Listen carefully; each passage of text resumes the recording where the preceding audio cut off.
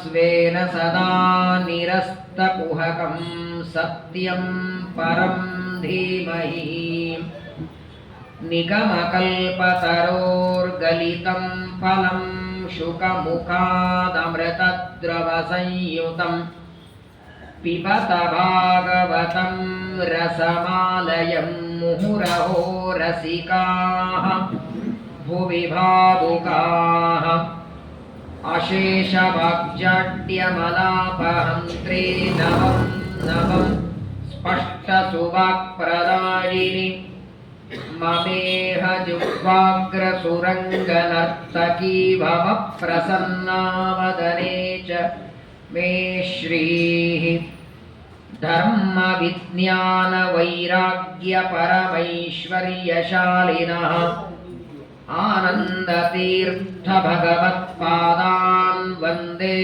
निरन्तरम् नमोऽस्तु तात्विका देवाः विष्णुभक्तिपरायणाः धर्ममार्गे प्रेरयन्तु भवन्तः सर्वरेव हि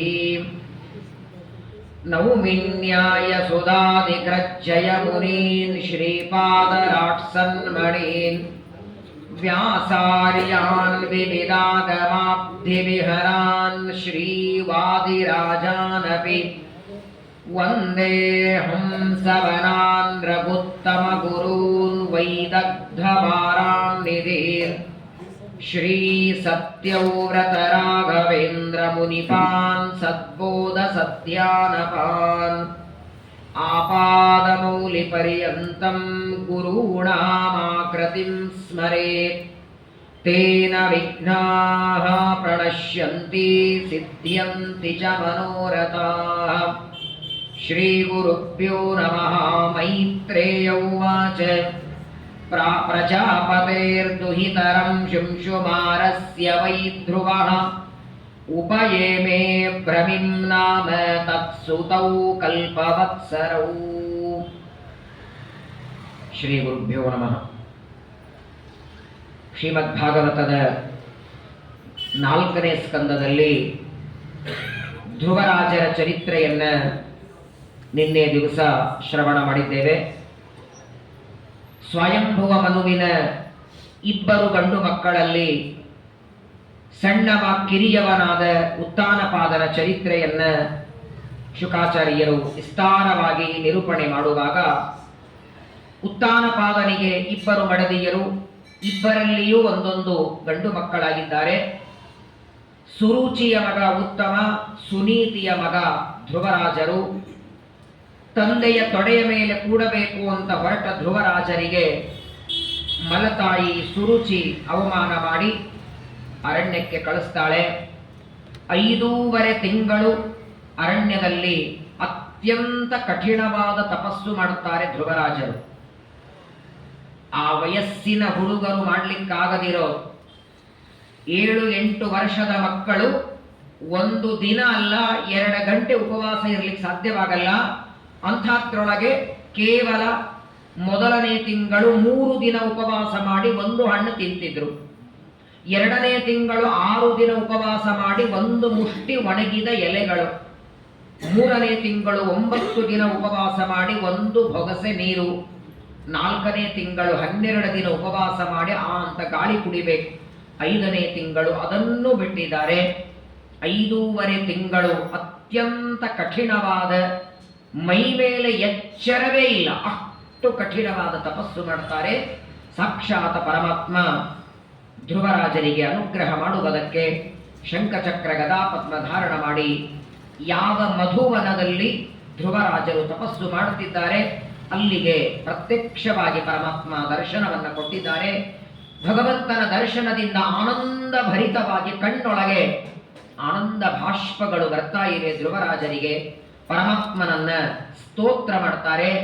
ಆ ಪರಮಾತ್ಮನ ಕೈಯಲ್ಲಿರುವ ಶಂಖದಿಂದ ಅವರ ಕಪೋಲಕ್ಕೆ ಸ್ಪರ್ಶ ಮಾಡಿಸಿದ ಬ್ರಹ್ಮಮಯೇನ ಕಂಬುನ. ಶಂಖದಲ್ಲಿ ಲಕ್ಷ್ಮೀದೇವಿಯ ಸನ್ನಿಧಾನ. ಲಕ್ಷ್ಮೀದೇವಿ ನಮ್ಮೆಲ್ಲರ ಮನಸ್ಸು ಮತ್ತು ಮಾತಿಗೆ ಅಭಿಮಾನಿ ದೇವತೆ. ನಾವು ಮಾತಾಡಬೇಕಾದರೂ ನಮ್ಮ ಮನಸ್ಸಿಗೆ ಸಕಲ ವಚನ ಚೇತೋ ದೇವತಾ ಭಾರತಿ ಹೇಗೋ ಹಾಗೆ. ಅದಕ್ಕಾಗಿ ಟೀಕಾಕೃತ್ಪಾದರು ಪ್ರಾರಂಭದಲ್ಲಿ ಲಕ್ಷ್ಮೀದೇವಿಯ ಸಹಿತವಾಗಿ ದೇವರನ್ನ ಶ್ರೀಯಪ್ಪತ್ತೆ ನಿತ್ಯ ಗಣಿತಗಳು ಶ್ರೀಯಪ್ಪತೆ ಅಂತಾರೆ. ನಾರಾಯಣ ಅನ್ನಬಹುದಾಗಿತ್ತು, ಅಚ್ಯುತ ಅನ್ನಬಹುದಾಗಿತ್ತು, ಇನ್ಯಾವುದೋ ದೇವರ ಹೆಸರು ಹೇಳದೆ ಪ್ರಾರಂಭದಲ್ಲಿ ಶ್ರೀಯಪ್ಪತ್ತೆ ಅಂತಾರೆ. ಕೊನೆಗೆ ಶಿವನ್ಯಾಯ ಸುಧಾ ಗ್ರಂಥದ ಕೊನೆ ಭಾಗದಲ್ಲಿ ಭೂತಿ ಸ್ವಯಂಭು ಶರವಾದಿ ವಂದ್ಯಂ ತ್ವಾಂ ನೌಮಿ ಮೇ ಪ್ರಿಯಂ. ಪ್ರಾರಂಭದಲ್ಲಿ ಶ್ರೀಯಪ್ಪತ್ತೆ ಅಂತ ಸುಧಾ ಗ್ರಂಥ ಪ್ರಾರಂಭ ಮಾಡಿ ಕೊನೆಗೆ ಈ ಸುಧಾ ಗ್ರಂಥ ಓದಿದ್ರೆ ಏನಾಗತ್ತೆ ಅದನ್ನ ಭೂತಿ ಸ್ವಯಂಭು ಅಂತ ಟೀಕಾಕೃತ್ಪಾದರು ಹೇಳ್ತಾರೆ. ಅಂತಹ ಮನಸ್ಸು ಮಾತಿಗೆ ಅಭಿಮಾನಿಯಾದ ಲಕ್ಷ್ಮೀದೇವಿಯ ಸನ್ನಿಧಾನ ಇರುವ ಆ ಶಂಖವನ್ನ ಯಾವಾಗ ಧ್ರುವರಾಜರ ಕಪೋಲಕ್ಕೆ ಪರಮಾತ್ಮ ಸ್ಪರ್ಶ ಮಾಡ್ತಾನೆ, ಧ್ರುವರಾಜರಿಗೆ ಮಾತು ಬಂತು. ಯೋಂತ ಪ್ರವಿಶ್ಯ ಮಮ ವಾಚ ಮಿಮಾಂ ಪ್ರಸುಪ್ತಾಂ. 8 ಶ್ಲೋಕಗಳಿಂದ ಧ್ರುವರಾಜರು ಪರಮಾತ್ಮನನ್ನ ಸ್ತೋತ್ರ ಮಾಡ್ತಾರೆ. ನಾವೆಲ್ಲರೂ ಪ್ರತಿನಿತ್ಯದಲ್ಲಿ ಬಾಯಿಪಾಠ ಮಾಡಿ ಈ 8 ಶ್ಲೋಕ ನಿತ್ಯ ಪಠನ ಮಾಡಬೇಕು. ಪ್ರಾರಂಭದಲ್ಲಿ ನಿತ್ಯ ಮಾಡೋದಕ್ಕೊಂದು 5-10 ನಿಮಿಷ ಬಾಯಿಪಾಠ ಆಗ್ತಾ ಹೋಯಿತು ಅಂದ್ರೆ ದೇವರ ಪೂಜೆ ಮುಗಿದ ಮೇಲೆ ದೇವರ ಪಟ್ಟಿಗೆ ಕಟ್ಟುವಾಗ 8 ಶ್ಲೋಕ ಒಂದು ಬಾರಿ ಪಾರಾಯಣ ಮಾಡಿ. ನಾನು ಯಾವಾಗ ಹೇಳ್ತೇನೆ, ಶ್ರೀಮದ್ ಭಾಗವತ ಪ್ರತ್ಯೇಕವಾಗಿ 12 ಸ್ಕಂದಗಳಲ್ಲಿ ಬರುವ ಸ್ತೋತ್ರಗಳನ್ನೇ ಪ್ರತ್ಯೇಕ ತೆಗಿಬೇಕು ಹೊರಗೆ. ಪ್ರಥಮ ಸ್ಕಂದದಲ್ಲಿ ಕುಂತಿ ಮಾಡಿದ ಸ್ತೋತ್ರ, 2ನೇ ಸ್ಕಂದದಲ್ಲಿ ಬ್ರಹ್ಮದೇವರು ಮಾಡಿದ ಸ್ತೋತ್ರ, 3ನೇ ಸ್ಕಂದದಲ್ಲಿ ಕಪಿಲ ಪರಮಾತ್ಮನಿಗೆ ಕರ್ದಮರು ದೇವಹೂತಿ ಮಾಡಿದ ಸ್ತೋತ್ರ, 4ನೇ ಸ್ಕಂದದಲ್ಲಿ ಧ್ರುವರಾಜರು ಮಾಡಿದ ಸ್ತೋತ್ರ, 5ನೇ ಸ್ಕಂದದಲ್ಲಿ ಪ್ರಿಯವ್ರತ ರಾಜ ಮಾಡಿದ ಸ್ತೋತ್ರ, 6ನೇ ಸ್ಕಂದದಲ್ಲಿ ನಾರಾಯಣ ವರ್ಮ ವಿಶ್ವರೂಪಾಚಾರ್ಯರು ಉಪದೇಶ ಮಾಡಿದ ಸ್ತೋತ್ರ, 7ನೇ ಸ್ಕಂದದಲ್ಲಿ ಪ್ರಹ್ಲಾದರಾಜರು ಮಾಡಿದ ಸ್ತೋತ್ರ, 8ನೇ ಸ್ಕಂದದಲ್ಲಿ ಗಜೇಂದ್ರ ಮಾಡಿದ ಸ್ತೋತ್ರ, 9ನೇ ಸ್ಕಂದದಲ್ಲಿ ಶ್ರೀರಾಮಚಂದ್ರನನ್ನ ದಶರಥ ರಾಜ ಹಾಗೂ ಚಂದ್ರವಂಶದಲ್ಲಿ ಕೃಷ್ಣ ಪರಮಾತ್ಮನ ಸ್ತೋತ್ರ, 10ನೇ ಸ್ಕಂದದಲ್ಲಿ ಗರ್ಭಸ್ತುತಿ ದೇವಕಿ ಗರ್ಭದಲ್ಲಿದ್ದ ಪರಮಾತ್ಮನ ಸ್ತೋತ್ರ, 11ನೇ ಸ್ಕಂದದಲ್ಲಿ ಉದ್ಧವ ಕೃಷ್ಣನನ್ನ ಮಾಡಿದ ಸ್ತೋತ್ರ, 12ನೇ ಸ್ಕಂದದಲ್ಲಿ ಯಾಜ್ಞವಲ್ಕ್ಯರು ಮಾಡಿದ ಸ್ತೋತ್ರ. ಒಟ್ಟಾರೆ 12 ಸ್ಕಂದ ಭಾಗವತದಲ್ಲಿ ಸ್ತೋತ್ರ ಭಾಗನೆ ಪ್ರತ್ಯೇಕ ತೆಗಿಬೇಕು. ಅದನ್ನೇ 1 ವರ್ಷ ಕೇಳುವಷ್ಟಿದೆ. ಒಂದೊಂದು ಸ್ತೋತ್ರವನ್ನು ನಾವು ನೋಡ್ತಾ ಹೋದರೆ ಧ್ರುವರಾಜರು ಪರಮಾತ್ಮನಿಗೆ ಪ್ರಾರ್ಥನೆ ಮಾಡ್ತಾರೆ. ನೋಡಿ, ಎದುರುಗಡೆ ನಿಂತವನು ವೈಕುಂಠ ಕೊಡೋ ನಾರಾಯಣ, ಮೋಕ್ಷಪ್ರದ, ಮತ್ತೆ ಸಂಸಾರಕ್ಕೆ ಬರದೇ ಇರೋ ಹಾಗೆ ಅನಂತ ಕಾಲದವರೆಗೆ ವೈಕುಂಠವನ್ನ ಕೊಡುವ ದೇವರು ಕಣ್ಣು ಮುಂದೆ ನಿಂತಿದ್ದಾನೆ. ಏನಾದರೆ ಯಾಚನೆ ಮಾಡು, ಕೊಡ್ತೇನೆ ಅಂತ ಧ್ರುವರಾಜರಿಗೆ ಹೇಳಿದರೆ ಧ್ರುವರಾಜರು ಬೇಡಿಕೊಂಡದ್ದೊಂದೇ ವರ ದೇವರಲ್ಲಿ. ಭಕ್ತಿಂ ಮುಹು ಪ್ರವಹತಾಂ ತ್ವಯಿ ಮೇ ಪ್ರಸಂಗೋ ಭೂಯಾದನಂತ ಮಹತೋ ಮಮಲಾಶಯಾನಾಂ ಏನಾಂಜಸೋಲ್ಬಣ ಮುರು ವ್ಯಸನಂ ಭವಾಪ್ತಿಂ ನೇಷ್ಯೇ ಭವದ್ಗುಣಕಥಾಮೃತಪಾನ ಮತ್ತಃ. ರಾಜ್ಯ ಸಂಪತ್ತು, ಬೆಳ್ಳಿ ಬಂಗಾರ, ಐಶ್ವರ್ಯ, ಆನೆ ಕುದುರೆ ಯಾವ ಯಾವ ಕಾಮನೆಗಳು ಮಾಡಲಿಲ್ಲ. ನೀನು ಅನುಗ್ರಹ ಮಾಡಿ ಕೊಡೋದೇ ಆದರೆ 1 ವರ ಕೊಡು, ನಿರಂತರ ನಿನ್ನ ಕಥಾಮೃತವನ್ನ ಪ್ರವಚನ ಮಾಡುವ, ಪಾಠ ಮಾಡುವ ಸಜ್ಜನರ ಸಂಘ ಕೊಡು ಸಾಕು ಅಂತ. ಏನು ಬೇಡಲಿಲ್ಲ. ಎಲ್ಲಿಯವರೆಗೆ ನಿನ್ನ ಕಥಾಮೃತವನ್ನ, ನಿನ್ನ ಮಹಿಮೆಯನ್ನ, ನಿನ್ನ ಚರಿತ್ರೆಯನ್ನ ಶ್ರವಣ ಮಾಡ್ತೇವೆ ಅಲ್ಲಿಯವರೆಗೆ ಸಂಸಾರದ ತಾಪ ಇಲ್ಲ. ಎಲ್ಲ ರೋಗಗಳಿಗೆ ಒಂದೊಂದು ಔಷಧ ಬಂದಿದೆ, ವ್ಯಾಕ್ಸಿನ್ಗಳೆಲ್ಲ ಬಂದಿದೆ. ಆದರೆ ಇವತ್ತಿನವರೆಗೆ ಸಂಸಾರವೆಂಬ ರೋಗಕ್ಕಿನ್ನೂ ಔಷಧ ಬಂದಿಲ್ಲ. ಜನ್ಮ ಮರಣ, ರಾಗ, ಸಿಟ್ಟು, ದ್ವೇಷ, ಬೇಕು ಬೇಡ, ಸಿಕ್ಕರೆ ಆನಂದ, ಸಿಗದೇ ಇದ್ರೆ ದುಃಖ, ನಮ್ಮವರು ತಮ್ಮವರು, ಇದೇನ ಸಂಸಾರ ಇದೆಯಲ್ಲ. ಈ ಸಂಸಾರದಿಂದ ಬಿಡುಗಡೆಯಾಗುವುದಕ್ಕೆ ಔಷಧ ಅಂತಿದ್ರೆ ಅದು ಭಗವಂತನ ಚರಿತ್ರೆ. ಆ ಕಥಾಮೃತವನ್ನ ನನಗೋಸ್ಕರ ಪಾನ ಮಾಡುವ, ನಿನ್ನ ಕಥೆಯನ್ನ ಕೇಳುವ ಸೌಭಾಗ್ಯ ಕೊಡುವಂತ ಪ್ರಾರ್ಥನೆ ಮಾಡ್ತಾರೆ. ಪರಮಾತ್ಮ ದರ್ಶನ ಕೊಟ್ಟಿದ್ದಾನೆ. ಧ್ರುವರಾಜರು ಪ್ರದಕ್ಷಿಣೆ ಹಾಕ್ತಾರೆ. ಪ್ರಾಕೃತ ರೂಪ ಅದು. ತಾಮ್ರದ್ದು ಹಿತಾಳಿದು ಪ್ರತಿಮೆ ನೋಡಿದರೇನೆ ಆನಂದ ಆಗತ್ತೆ. ಯಾರೋ ಸ್ವಾಮಿಗಳು ಯತಿಗಳು ನಮ್ಮ ಮನೆಯಲ್ಲಿ ಪೂಜೆ ಮಾಡ್ತಾರಂದ್ರೆ ಮುಂದಗಡೆ ಕೂತಿರ್ತೇವೆ. ಒಂದು 50 ದಿನ ಮಾಡಿದ್ರು 50 ದಿನ ನಾವೇ ಮುಂದಿರ್ತೇವೆ, ಇನ್ನೊಬ್ರಿಗೆ ಕೊಡಲ್ಲ. ನಿತ್ಯದಲ್ಲಿ ನೋಡಿದರೂ ಪರಮಾತ್ಮನ ದರ್ಶನ ಮಾಡಿಕೊಂಡ್ರೆ ಏನು ತೃಪ್ತಿ, ಸಾಕು ಅನಿಸೋದಿಲ್ಲ. ವಿಚಾರ ಮಾಡಿ, ಧ್ರುವರಾಜರು ನೋಡಿದ್ದು ತಾಮ್ರದ್ದಲ್ಲ, ಹಿತಾಳೆ ಪ್ರತಿಮೆಯಲ್ಲ, ಕಟ್ಟಿಗೆಯದಲ್ಲ, ಉಸುಕಿಂದಲ್ಲ, ಮಣ್ಣಿಂದಲ್ಲ, ಅಪ್ರಾಕೃತ ಸಚ್ಚಿದಾನಂದ ರೂಪ ದರ್ಶನ ಮಾಡಿಕೊಳ್ತಾರೆ. ಆದರೆ ಕಣ್ಣೆದುರಿಗೆ ದೇವರು ಬಂದು ನಿಂತಾಗ ಮೋಕ್ಷ ಕೊಡು ಅಂತ ಬೇಡಲಿಲ್ಲ. ದೇವರು ನಿನಗೆ ಮೋಕ್ಷ ಕೊಡ್ತೇನೆ ಅಲ್ಲಿಲ್ಲ, ಧ್ರುವ ಪದವಿ ಕೊಡ್ತೇನೆ ಅಂತಾನೆ, ಆಯಿತು ಅಂದು ಬಿಡ್ತಾರೆ ಇವರು. ಅಷ್ಟಕ್ಕೆ ದೇವರು ಅನುಗ್ರಹ ಮಾಡಿ ಹೋಗಿ ಬಿಡ್ತಾನೆ. ಮುಂದೆ ಮನಸ್ಸಿಗೆ ನೋವಾಯಿತು, ಮೋಕ್ಷ ಬೇಡ್ಕೊಳ್ಳಿಲ್ಲ ಅಂತ ಪರಮ ದುಃಖ ಆಗಿ ತಿರುಗಿ ಮನೆಗೆ ಹೊರಡುತ್ತಾರೆ. ನಾರದರು ಬಂದು ಉತ್ತಾನಪಾದನಿಗೆ ಉಪದೇಶ ಮಾಡುತ್ತಾರೆ. ಧ್ರುವರಾಜರಂತಹ ಮಗನನ್ನ ಪಡೆದಿದ್ದಿ, ಮಗ ತೊಡೆ ಮೇಲೆ ಕೂಡ್ತೇನೆ ಅಂದ್ರೆ ಕೂಡಿಸ್ಕೊಳ್ಳಿಲ್ಲ, ಇವಾಗ ಅರಣ್ಯಕ್ಕೆ ಹೋಗಿದ್ದಾನೆ, ಏನ್ ಮಾಡ್ತಿ ಅಂತ. ಧ್ರುವರಾಜರು ಅರಣ್ಯಕ್ಕೆ ಹೋದ ಮೇಲೆ ರಾಜ್ಯಕ್ಕೆ ನಾರದರು ಬಂದು ಉತ್ತಾನಪಾದನನ್ನ ಬೈತಾರೆ. ಮಕ್ಕಳಿಗೆ ಸನ್ಮಾರ್ಗ ತೋರಿಸಿ ಅವರಿಗೆ ಒಳ್ಳೆ ದಾರಿಯಲ್ಲಿ ನಡೆಸೋದು ತಂದೆ ತಾಯಿಗಳ ಧರ್ಮ. ಅವರು ಕೆಟ್ಟು ಹೋಗೋದಕ್ಕೂ ತಂದೆ ತಾಯಿಗಳೇ ಒಂದು ಅರ್ಥದಲ್ಲಿ ಕಾರಣ. ನೀನೇನಾದರೂ ನಿನ್ನ ಮಗನನ್ನ ತೊಡೆ ಮೇಲೆ ಕೂಡಿಸ್ಕೊಂಡಿದ್ದರೆ ಅವನು ಅರಣ್ಯಕ್ಕೆ ಹೋಗೋ ಪ್ರಸಂಗವೇ ಬರ್ತಿರಲಿಲ್ಲ. ಪಶ್ಚಾತ್ತಾಪ ಆಗಿ ಅಳತಾನೆ ಉತ್ತಾನಪಾದ. ಈಗೇನ್ ಮಾಡ್ಲಿ ಹೇಳಿ, ಮಗ ಅಂತೂ ಅರಣ್ಯಕ್ಕೆ ಹೋಗಿದ್ದಾರೆ ಅಂದಾಗ ನಾರದರಂತಾರೆ, ಚಿಂತೆ ಮಾಡಬೇಡ, ನಿನ್ನ ಮಗ ಸಾಮಾನ್ಯ ಮಕ್ಕಳಂತೆ ಅಧೈರ್ಯವಂತ ಅಲ್ಲ, ಅವನಿಗೆ ದೇವರನ್ನ ಕಾಣುವ ಉತ್ಸಾಹ ಇದೆ, ಹಂಬಲ ಇದೆ ಒಳಗೆ, ದೇವರ ದರ್ಶನ ಮಾಡಿಕೊಂಡೇ ಬರ್ತಾನೆ ಅಂತ ನಾರದರು ಹೇಳ್ತಾರೆ. ಸರಿಯಾಗಿ 5.5 ತಿಂಗಳು ಧ್ರುವರಾಜರು ತಪಸ್ಸು ಮಾಡಿ ದೇವರ ದರ್ಶನ ಮಾಡಿಕೊಂಡು ಬರ್ತಾ ಇದ್ರೆ ಮಗನ ಸ್ವಾಗತಕ್ಕೆ ಚತುರಂಗ ಸೈನ್ಯ ತಗೊಂಡು ಬರ್ತಿದ್ದಾನೆ. ತನ್ನ ಮಗ ಏನೋ ಒಂದು ಅವಾರ್ಡ್ ಗೆದ್ದುಕೊಂಡು ಬಂದದ್ದಲ್ಲ, ಸಾಕ್ಷಾತ್ ಪರಮಾತ್ಮನನ್ನ, ಮೋಕ್ಷಪ್ರದ ದೇವರನ್ನ ದರ್ಶನ ಮಾಡಿಕೊಂಡು ಬರ್ತಿದ್ದಾನೆ. ಬೆಳಗ್ಗೆ 7:30-8 ಗಂಟೆಗೆ ವ್ಯಾನ್ ಬರುತ್ತೆ. ತಾಯಿ ತಾನೇ ಸ್ನಾನಕ್ಕೆ ಹಾಕಿ ಬಟ್ಟೆ ಹಾಕಿ ಆ ಮಗುವಿಗೆ ವ್ಯಾನ್ವರೆ ಬಿಡ್ಲಿಕ್ಕೆ ಬರ್ತಾರೆ. ಬರೋದೆಷ್ಟೊತ್ತಿಗೆ ವ್ಯಾನು?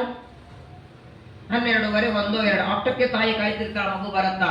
ಆ ವ್ಯಾನ್ ಇಳಿದ್ರೆ ಏನು ತಾಯಿ ಮಗಂದ ಆಲಿಂಗನ 10 ವರ್ಷ ಬಿಟ್ಟವರಂಗೆ. ಅದು ಎಂಜಲ್ ಬ್ಯಾಗ್ ಬೇರೆ ಕೈಯಲ್ಲಿರುತ್ತೆ, ತಲೆ ಮೇಲೆ ಇಟ್ಕೊಂಡಿರ್ತಾನೆ ಎಂಜಲ್ ಗಣೇಶ. ಹಂಗೆ ಬರ್ತಾರೆ. ತಾಯಿ ಅಯ್ಯೋ 2 ಗಂಟೆ ಬಿಟ್ಟು ಮಗ ಹೋಗಿದ್ರೆ, 1-2-3 ಗಂಟೆ ಮಗು ಸ್ನಾಲಿಗೆ ಹೋದ್ರೆ ತಾಯಿ ಯಾವಾಗ ಮಗುವನ್ನು ನೋಡಿರ್ತೇನೆ ಆಗಿರತ್ತೆ. ಈ ಮಗನ ಬಿಟ್ಟು 6 ತಿಂಗಳಾಯ್ತು. ಸುನೀತಿಗೆ ಏನಾಗಿರ್ಬೇಕು? 6 ತಿಂಗಳು ತನ್ನ ಮಗು ಅರಣ್ಯದಲ್ಲಿ ತಪಸ್ಸು ಮಾಡಿ ದೇವರನ್ನ ಕಂಡು ಮಗ ಬರ್ತಿದ್ದಾನೆ. ಯಾವ ತಾಯಿಗೆ ಆನಂದ ಆಗಲ್ಲ ಹೇಳಿ? ಚತುರಂಗ ಸೈನ್ಯ ಸಹಿತವಾಗಿ ಉತ್ತಾನಪಾದ, ಸುನೀತಿ ಎಲ್ಲರೂ ಬಂದಿದ್ದಾರೆ.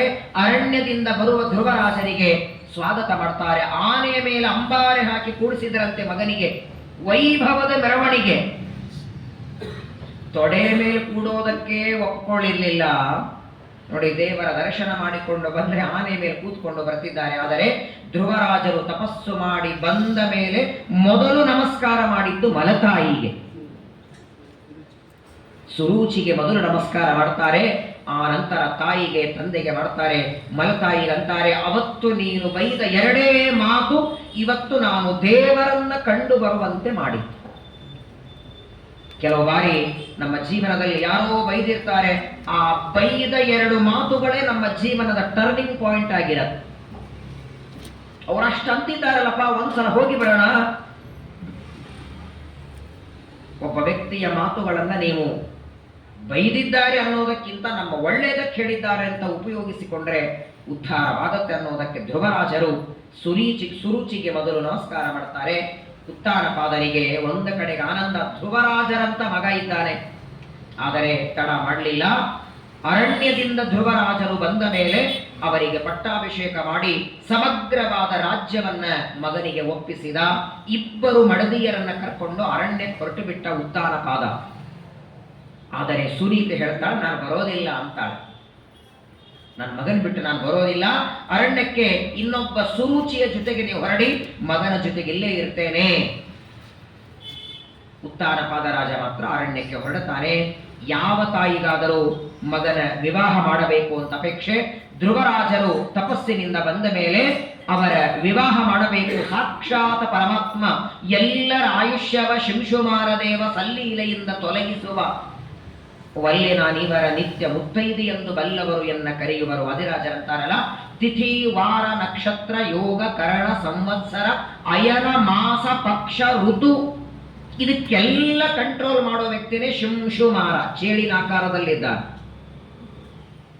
ಆಮೆ ಆಕಾರದಲ್ಲಿ ಕೂರ್ಮ, ಮೀನಿನ ಆಕಾರದಲ್ಲಿ ಮತ್ಸ್ಯ, ಹಂದಿ ಆಕಾರದಲ್ಲಿ ವರಾಹ, ಕುದುರೆ ಆಕಾರದಲ್ಲಿ ಹಯಗ್ರೀವ, ಹಾಗೆ ಶಿಂಶುಮಾರ ಚೇಳಿನ ಆಕಾರದಲ್ಲಿ ಭಗವಂತ ಇದ್ದಾನೆ. ಅದ್ಭುತವಾದ ರೂಪ. ಇವತ್ತಿಗೂ ನಮ್ಮ ಮನೆಗಳಲ್ಲಿ ಆ ಶಿಂಶುಮಾರ ಪ್ರತಿಮೆಯನ್ನ ಇಟ್ಟುಕೊಂಡು ನಿತ್ಯ ಅದಕ್ಕೆ ಅಭಿಷೇಕ ಮಾಡಿ ಆ ತೀರ್ಥ ತಗೊಂಡ್ರೆ ಪ್ರಾಯ ಯಾವುದೇ ತರಹದ ರೋಗವಿಲ್ಲ, ಯಾವುದೇ ತರಹದ ಅಪಮೃತ್ಯುಗಳಲ್ಲ. ಅಂತಹ ಶಿಂಶುಮಾರ ರೂಪಿಯಾದ ಪರಮಾತ್ಮ ತನ್ನ ಮಗಳಾದ ಭ್ರಮಿ ಅನ್ನುವಳನ್ನು ಧ್ರುವರಾಜರಿಗೆ ಕೊಟ್ಟು ಮದುವೆ ಮಾಡ್ತಾನ. ದೇವರೇ ಮಾವನಾಗವಾಗಿದ್ದರೆ, ದೇವರ ದರ್ಶನ ಆದರೆ ಕಷ್ಟ. ಯಾವ ಶಿಂಶುಮಾರ ರೂಪಿ ಪರಮಾತ್ಮನ ಸನ್ನಿಧಾನ ಧ್ರುವಲೋಕದಲ್ಲಿ ಇವತ್ತಿಗೂ ದೇವತೆಗಳು ಆ ಪರಮಾತ್ಮನ ರೂಪ ನೋಡಬೇಕು ಅಂತ ಕಾಯ್ತಾರೆ. ಅಂತಹ ಶಿಂಶುಮಾರನ ಮಗಳಾದ ಭ್ರಮಿ ಅನ್ನುವ ಕನ್ಯೆಯನ್ನ ಧ್ರುವರಾಜರಿಗೆ ಇಬ್ಬರು ಮಡದಿಯರು. ಒಬ್ಬವಳ ಹೆಸರು ಭ್ರಮಿ, ಇನ್ನೊಬ್ಬವಳು ಇಲಾ. ಇಳಾ ಅನ್ನುವವಳು ವಾಯುದೇವರ ಮಗಳು. ವಾಯುದೇವರ ಮಗಳು ಇಲಾ, ಶಿಂಶುಮಾರ ರೂಪಿಯಾದ ಪರಮಾತ್ಮನ ಮಗಳು ಭ್ರಮಿ. ಇಬ್ಬರನ್ನ ವಿವಾಹ ಮಾಡಿಕೊಳ್ಳುತ್ತಾರೆ ಧ್ರುವರಾಜರು. ಆ ಶಿಂಶುಮಾರನ ಮಗಳಾದ ಭ್ರಮಿಯಲ್ಲಿ ಇಬ್ಬರು ಗಂಡು ಮಕ್ಕಳಾಗ್ತಾರೆ ಧ್ರುವರಾಜರಿಗೆ. ಒಬ್ಬವನ ಹೆಸರು ಕಲ್ಪ, ಇನ್ನೊಬ್ಬವನ ಹೆಸರು ವತ್ಸರ. ಯಾವಾಗ ಧ್ರುವರಾಜರಿಗೆ ಕಲ್ಪ ಅಂತ ಮಗ ಹುಟ್ಟಿದ, ಆಗ ಚತುರ್ಮುಖ ಬ್ರಹ್ಮದೇವರು ಬಂದು ಧ್ರುವನಿಗೆ ಹೇಳ್ತಾರೆ, ಆ ನಿನ್ನ ಮೊದಲನೇ ಮಗನನ್ನು ನನಗೆ ದತ್ತಕ್ಕೆ ಕೊಡು ಅಂದ್ರು ಬ್ರಹ್ಮದೇವರು. ಇರೋದೇ ಇಬ್ರು ಮಕ್ಕಳು, 8 ಜನ ಇದ್ರೆ ಕೊಡಬಹುದು. ಮುಂದೆ ರಾಜ್ಯ ಆಳೋರು ಯಾರು? ಬ್ರಹ್ಮದೇವರಂತಾರೆ, ನಿನ್ನ 2ನೇ ಮಗನ ವತ್ಸರನಿಗೆ ರಾಜ್ಯ ಕೊಡು, ನಿನ್ನ ಮೊದಲನೇ ಮಗ ನನಗೆ ಯಾಕೆ ಬೇಕು ಅಂದ್ರೆ ಬ್ರಹ್ಮದೇವರಂತಾರೆ, ನನ್ನ ಒಂದು ಹಗಲಿಗೆ ಅಭಿಮಾನಿ ಇವನಾಗಲಿ. ಬ್ರಹ್ಮದೇವರ ಒಂದು ಹಗಲಿಗೆ ಕಲ್ಪ ಅಂತ ಹೆಸರು. ಆ ಕಲ್ಪ ಅಂದ್ರೆ ಈ ಧ್ರುವರಾಜರ ಮಗ. ಒಂದು ಕಲ್ಪ ಹಗಲು, ಒಂದು ಕಲ್ಪ ರಾತ್ರಿ. ಚತುರ್ಯುಗ ಸಹಸ್ರಂತೂ ಬ್ರಹ್ಮಣೋ ದಿನ ಮುಚ್ಚತೆ. ಕೃತಯುಗ, ತ್ರೇತಾಯುಗ, ದ್ವಾಪರಯುಗ, ಕಲಿಯುಗ. ನಾಳೆ ಪಂಚಾಂಗದಲ್ಲಿ ನೀವೆಲ್ಲ ಕೇಳ್ತೀರಿ. ಕೃತ, ತ್ರೇತ, ದ್ವಾಪರ, ಕಲಿ, ಈ 4 ಯುಗಗಳು ಒಂದು ಬಾರಿ ತಿರುಗಿದರೆ ಅದಕ್ಕೆ ಮಹಾಯುಗ ಅಂತ ಹೆಸರು. 4 ಯುಗಗಳ ಚಕ್ರ ಮಹಾಯುಗ. ಅಂತ ಮಹಾಯುಗಗಳು 71 ಕಳೆದರೆ ಅದಕ್ಕೆ ಮನ್ವಂತರ ಅಂತ ಹೆಸರು. ಅಂಥ ಮನ್ವಂತರಗಳು 14 ಕಳೆದರೆ ಅದಕ್ಕೆ ಕಲ್ಪ ಅಂತ ಹೆಸರು. ಆ ಒಂದು ಕಲ್ಪ ಅಂದ್ರೆ ಬ್ರಹ್ಮದೇವರ ಹಗಲು, ಮತ್ತೆ ಒಂದು ಕಲ್ಪ ಅಂದ್ರೆ ರಾತ್ರಿ. ಈಗ ಸದ್ಯದಲ್ಲಿ ಬ್ರಹ್ಮದೇವರಿಗೆ 50 ವರ್ಷ ಮುಗಿದು 51ನೇ ವರ್ಷದ ಮೊದಲನೇ ತಿಂಗಳಿನ ಮೊದಲನೇ ವಾರದ ಮೊದಲನೇ ದಿನದ ಹಗಲಲ್ಲಿ ಇದ್ದಾರೆ. ಅದ್ಯ ಬ್ರಹ್ಮಣ ದ್ವಿತೀಯ ಪರಾರ್ಥೆ. ವರಾಹ ಕಲ್ಪದಲ್ಲಿ ಬ್ರಹ್ಮದೇವರಿದ್ದಾರೆ. ಪಾತ್ಮಕಲ್ಪ, ವರಾಹ ಕಲ್ಪ ಅಂತ 2. ಈಗ ಸದ್ಯದಲ್ಲಿ ವರಾಹ ಕಲ್ಪದಲ್ಲಿ ಬ್ರಹ್ಮದೇವರು. ಆ ಬ್ರಹ್ಮದೇವರ ಒಂದು ಹಗಲಿಗೆ ಕಲ್ಪ ಅಂತ ಹೆಸರುಂಟೋ ಆ ಕಲ್ಪಕ್ಕೆ ನಿಯಾಮಕನಾದವನು ಈ ಶಿಂಶುಮಾರ ರೂಪಿ ಪರಮಾತ್ಮನ ಮೊಮ್ಮಗ ಧ್ರುವರಾಜರ ಮಗ. ಅವನಿಗೆ ಬ್ರಹ್ಮದೇವರು ಕರ್ಕೊಂಡು ಹೋಗಿ ಬಿಡ್ತಾರೆ. ಹೀಗೆ ಧ್ರುವರಾಜರ ಇಬ್ಬರು ಮಡದಿಯರಲ್ಲಿ ಇಲಾ ಅನ್ನುವ ಇನ್ನೊಬ್ಬ ಹೆಂಡತಿ ಇದ್ದಾಳೆ, ವಾಯುದೇವರ ಮಗಳು. ಆ ಇಲಾದೇವಿಯನ್ನ ಮದುವೆ ಮಾಡಿಕೊಂಡಾಗ ಅಲ್ಲಿ ಒಬ್ಬ ಮಗ ಹುಡ್ತಾನೆ, ಉತ್ಕಲ ಅಂತ ಹೆಸರು. ಧ್ರುವರಾಜರ ಮಗನೇ. ಭ್ರಮಿಯಲ್ಲಿ ಇಬ್ರು, ಇಳಾ ಅನ್ನುವಂತಹ ಹೆಂಡತಿಯಲ್ಲಿ ಒಬ್ಬ ಮಗ ಹುಟ್ಟುತ್ತಾನೆ. ಅದರೊಳಗೆ ನೋಡಿ ಧ್ರುವರಾಜರು ತಮ್ಮ ಮಗನಾದಂತಹ ಆ ವತ್ಸರನಿಗೆ ಮುಂದೆ ರಾಜ್ಯ ಕೊಡ್ತಾರೆ. ಧ್ರುವರಾಜರ ರಾಜ್ಯ ನೋಡಬೇಕು, 36,000 ವರ್ಷ ಧ್ರುವರಾಜರು ರಾಜ್ಯ ಆಳಿದ್ದು. ಒಂದು ದಿನ ಧ್ರುವರಾಜರು ರಾಜ್ಯದಲ್ಲಿ ಇರುವಾಗ ಅವರ ತಮ್ಮ ಸುರುಚಿಯ ಮಗ ಉತ್ತಮ ಬೇಟೆಯಾಡುವುದಕ್ಕೆ ಅರಣ್ಯಕ್ಕೆ ಹೋಗಿದ್ದ. ಯಕ್ಷರು ನೋಡಿದರೆ ಅವನನ್ನ, ಇವನು ಉತ್ತಾನಪಾದರ ಮಗ ಅಂತ ಗೊತ್ತಾಗಿ ಯಕ್ಷರು ಅರಣ್ಯದೊಳಗೆ ಉತ್ತಮನನ್ನ ಕೊಂದು ಹಾಕಿ ಬಿಡುತ್ತಾರೆ. ತಮ್ಮ ಸತ್ತದ್ದನ್ನ ನೋಡಿ ಧ್ರುವರಾಜರು ಆ ಸೇಡು ತೀರಿಸಿಕೊಳ್ಳೋದಕ್ಕೆ ಯಕ್ಷರ ಜೊತೆಗೆ ಎದ್ದು ಯುದ್ಧ ಮಾಡಲಿಕ್ಕೆ ಬರ್ತಾರೆ. ಅದ್ಭುತವಾಗಿ ಯುದ್ಧ ಮಾಡ್ತಾರೆ. ಆ ಸಂದರ್ಭದಲ್ಲಿ ತನ್ನ ಅಜ್ಜನಾದ ಸ್ವಯಂಭೂಮನು ಬಂದು ತಡಿತಾನೆ. ಕುಬೇರ ಬಂದು ಧ್ರುವರಾಜನಿಗೆ ಪ್ರಾರ್ಥನೆ ಮಾಡ್ತಾನೆ. ಯಾಕಂದ್ರೆ ಯಕ್ಷರಿಗೆ ಅಧಿಪತಿ ಕುಬೇರ. ಹಾಗಾಗಿ ಆ ಯಜ್ಞವನ್ನ ನಿಲ್ಲಿಸಿ ಧ್ರುವರಾಜರು ಒಟ್ಟಾರೆ ಪರಮಾತ್ಮನಾಜ್ಞೆಯಂತೆ 36,000 ವರ್ಷ ರಾಜ್ಯ ಆಯಿತು. ತಮ್ಮ ಪ್ರಾರಬ್ಧ ಕರ್ಮಕ್ಕೆ ತಕ್ಕಂತೆ ರಾಜ್ಯ ಭೋಗ ಮುಗಿದ ಮೇಲೆ ತನ್ನ ಮಗನಿಗೆ ರಾಜ್ಯ ಕೊಡ್ತಾರೆ. ಅಷ್ಟೊತ್ತಿಗೆ ಸ್ವರ್ಗಲೋಕದಿಂದ ವಿಮಾನ ಬಂದು ನಿಂತಿದೆ. ವಿಷ್ಣುದೂತರಂತಾರೆ, ಸ್ವಾಮಿ ವಿಮಾನದಲ್ಲಿ ಕೂತ್ಕೊಳ್ಳಿ, ನಿಮ್ಮನ್ನ ಧ್ರುವ ಪದವಿ ಧ್ರುವ ಸ್ಥಾನಕ್ಕೆ ಕರ್ಕೊಂಡು ಹೋಗಬೇಕು, ಪರಮಾತ್ಮನ ಆಜ್ಞೆ ಇದೆ ಅಂದಾಕ್ಷಣ ಧ್ರುವರಾಜರಂತಾರೆ, ಮೊದಲು ನನ್ನ ತಾಯಿಗೊಂದು ವಿಮಾನ ತಗೊಂಡು ಬನ್ನಿ,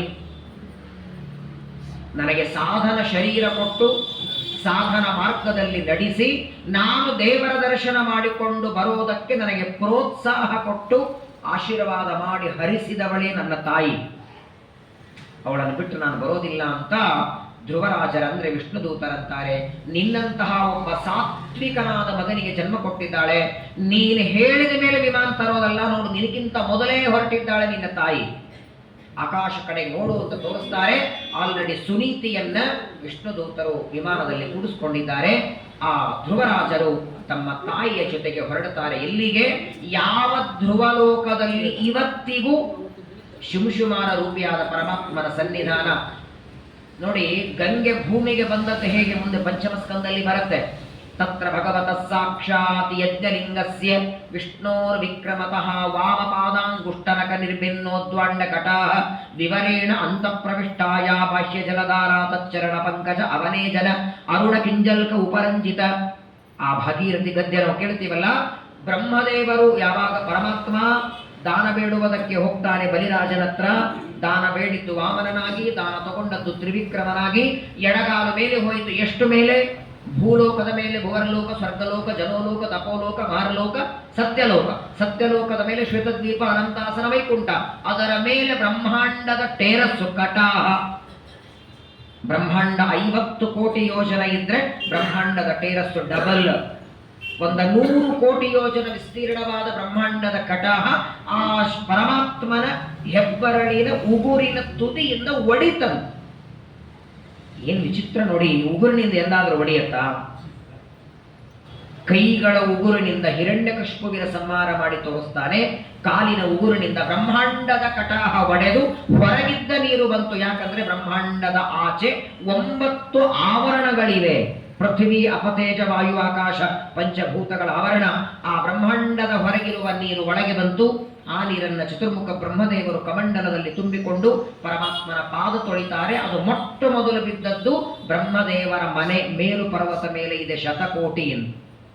ಅಲ್ಲಿ ಬಿತ್ತದು. ಅಲ್ಲಿಂದ ಧ್ರುವಲೋಕಕ್ಕೆ ಬರ್ತದೆ, ಧ್ರುವಲೋಕದಿಂದ ಸ್ವರ್ಗಲೋಕಕ್ಕೆ, ಅಲ್ಲಿಂದ ಭಗೀರಥನ ತಪಸ್ಸಿನಿಂದ ಭೂಮಿಗೆ ಬಂದದ್ದು ಭಾಗೀರಥಿ. ಹಾಗಾಗಿ ಇವತ್ತಿಗೂ ಧ್ರುವರಾಜರು ತಮ್ಮ ಧ್ರುವಲೋಕದಲ್ಲಿ ನಿತ್ಯ ಗಂಗಾ ಸ್ನಾನ ಮಾಡ್ತಾರೆ. ಕುಂಭಮೇಳದಲ್ಲಿ ಮಾತ್ರ ಅಲ್ಲ, ವರ್ಷಕ್ಕೆ 6 ತಿಂಗಳಿಗೆ ಮಾತ್ರ ಹರಿದ್ವಾರ ಕಾಶಿಗೆ ಹೋಗಿ ನಾವು ಮಾಡ್ತೇವೆ. ಇವತ್ತಿಗೂ ಗಂಗಾ ಸ್ನಾನವನ್ನ ಮಾಡ್ತಾ ಶಿಂಶುಮಾನ ರೂಪಿ ಪರಮಾತ್ಮನ ದರ್ಶನ ಮಾಡಿಕೊಂಡು ಧ್ರುವಲೋಕದಲ್ಲಿ ಧ್ರುವರಾಜರಿದ್ದಾರೆ. ಅಂತಹ ಧ್ರುವರಾಜರ ಚರಿತ್ರೆಯನ್ನ ಅತ್ಯಂತ ವಿಸ್ತಾರವಾಗಿ ಮೈತ್ರೇಯಾಚಾರ್ಯ ನಿರೂಪಣೆ ಮಾಡುತ್ತಾರೆ. ಧ್ರುವರಾಜರು ಧ್ರುವಲೋಕಕ್ಕೆ ಹೋದ ಮೇಲೆ ಅವರ 2ನೇ ಮಗ ಕಲ್ಪ ಅನ್ನುವ ಮಗ ಬ್ರಹ್ಮದೇವರ ಒಂದು ದಿನಕ್ಕೆ ಅಭಿಮಾನಿಯಾಗಿ ಹೋಗಿಬಿಟ್ಟ. 2ನೇಯವನು ವತ್ಸರ, ಅವನಿಗೆ ರಾಜ್ಯವನ್ನ ಕೊಟ್ಟಿದ್ದಾರೆ. ರಾಜ್ಯವನ್ನ ಆಳುವಾಗ ಆ ವತ್ಸರನಿಗೆ ಮುಂದೆ ಅನೇಕ ಜನ ಮಕ್ಕಳಾಗ್ತಾರೆ. ಅದೇ ವಂಶದಲ್ಲಿ ಮುಂದೆ ಅಂಗ ಅಂತ ಒಬ್ಬ ರಾಜ ಬರ್ತಾನೆ, ಧ್ರುವರಾಜರ ಮೊಮ್ಮಗನಾಗಿ. ಧ್ರುವರಾಜರ ವಂಶದಲ್ಲಿ ಅಂಗ ಅಂತ ರಾಜ ಬರ್ತಾನೆ. ಈ ಅಂಗರಾಜನಿಗೆ ಯಜ್ಞ ಮಾಡಬೇಕು ಅಂತ ಇಚ್ಛೆ ಆಯಿತು.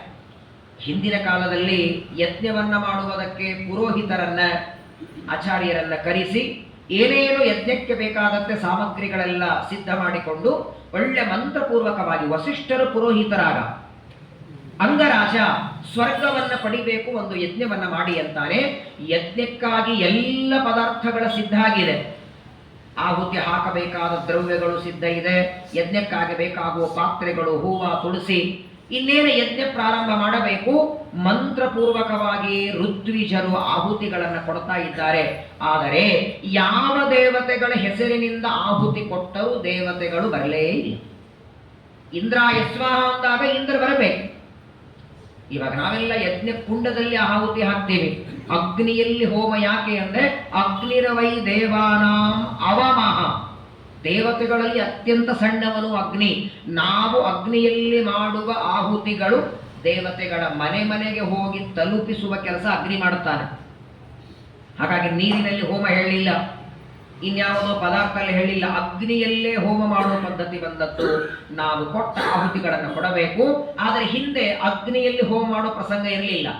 ಇಂದ್ರದೇವರಿಗೆ ಆಹುತಿ ಕೊಡಬೇಕು. ಇಂದ್ರಾಯ ಸ್ವಾಹ ಅಂದಾಗ ಇಂದ್ರ ಬರಬೇಕು, ವರುಣಾಯ ಸ್ವಾಹ ವರುಣದೇವರು ಬರಬೇಕು. ಪ್ರತ್ಯಕ್ಷವಾಗಿ ದೇವತೆಗಳನ್ನ ಹೆಸರಿನಿಂದ ಕರೆದು ಆಹುತಿಗಳನ್ನು ಕೊಡ್ತಾ ಇದ್ದಾರೆ. ಎಲ್ಲ ದೇವತೆಗಳನ್ನ ಮಂತ್ರಪೂರ್ವಕವಾಗಿ ಅಂಗರಾಜ ಯಜ್ಞಕ್ಕೆ ಕರೀತಾನೆ. ಯಾವ ದೇವತೆಗಳು ಬರಲಿಲ್ಲ.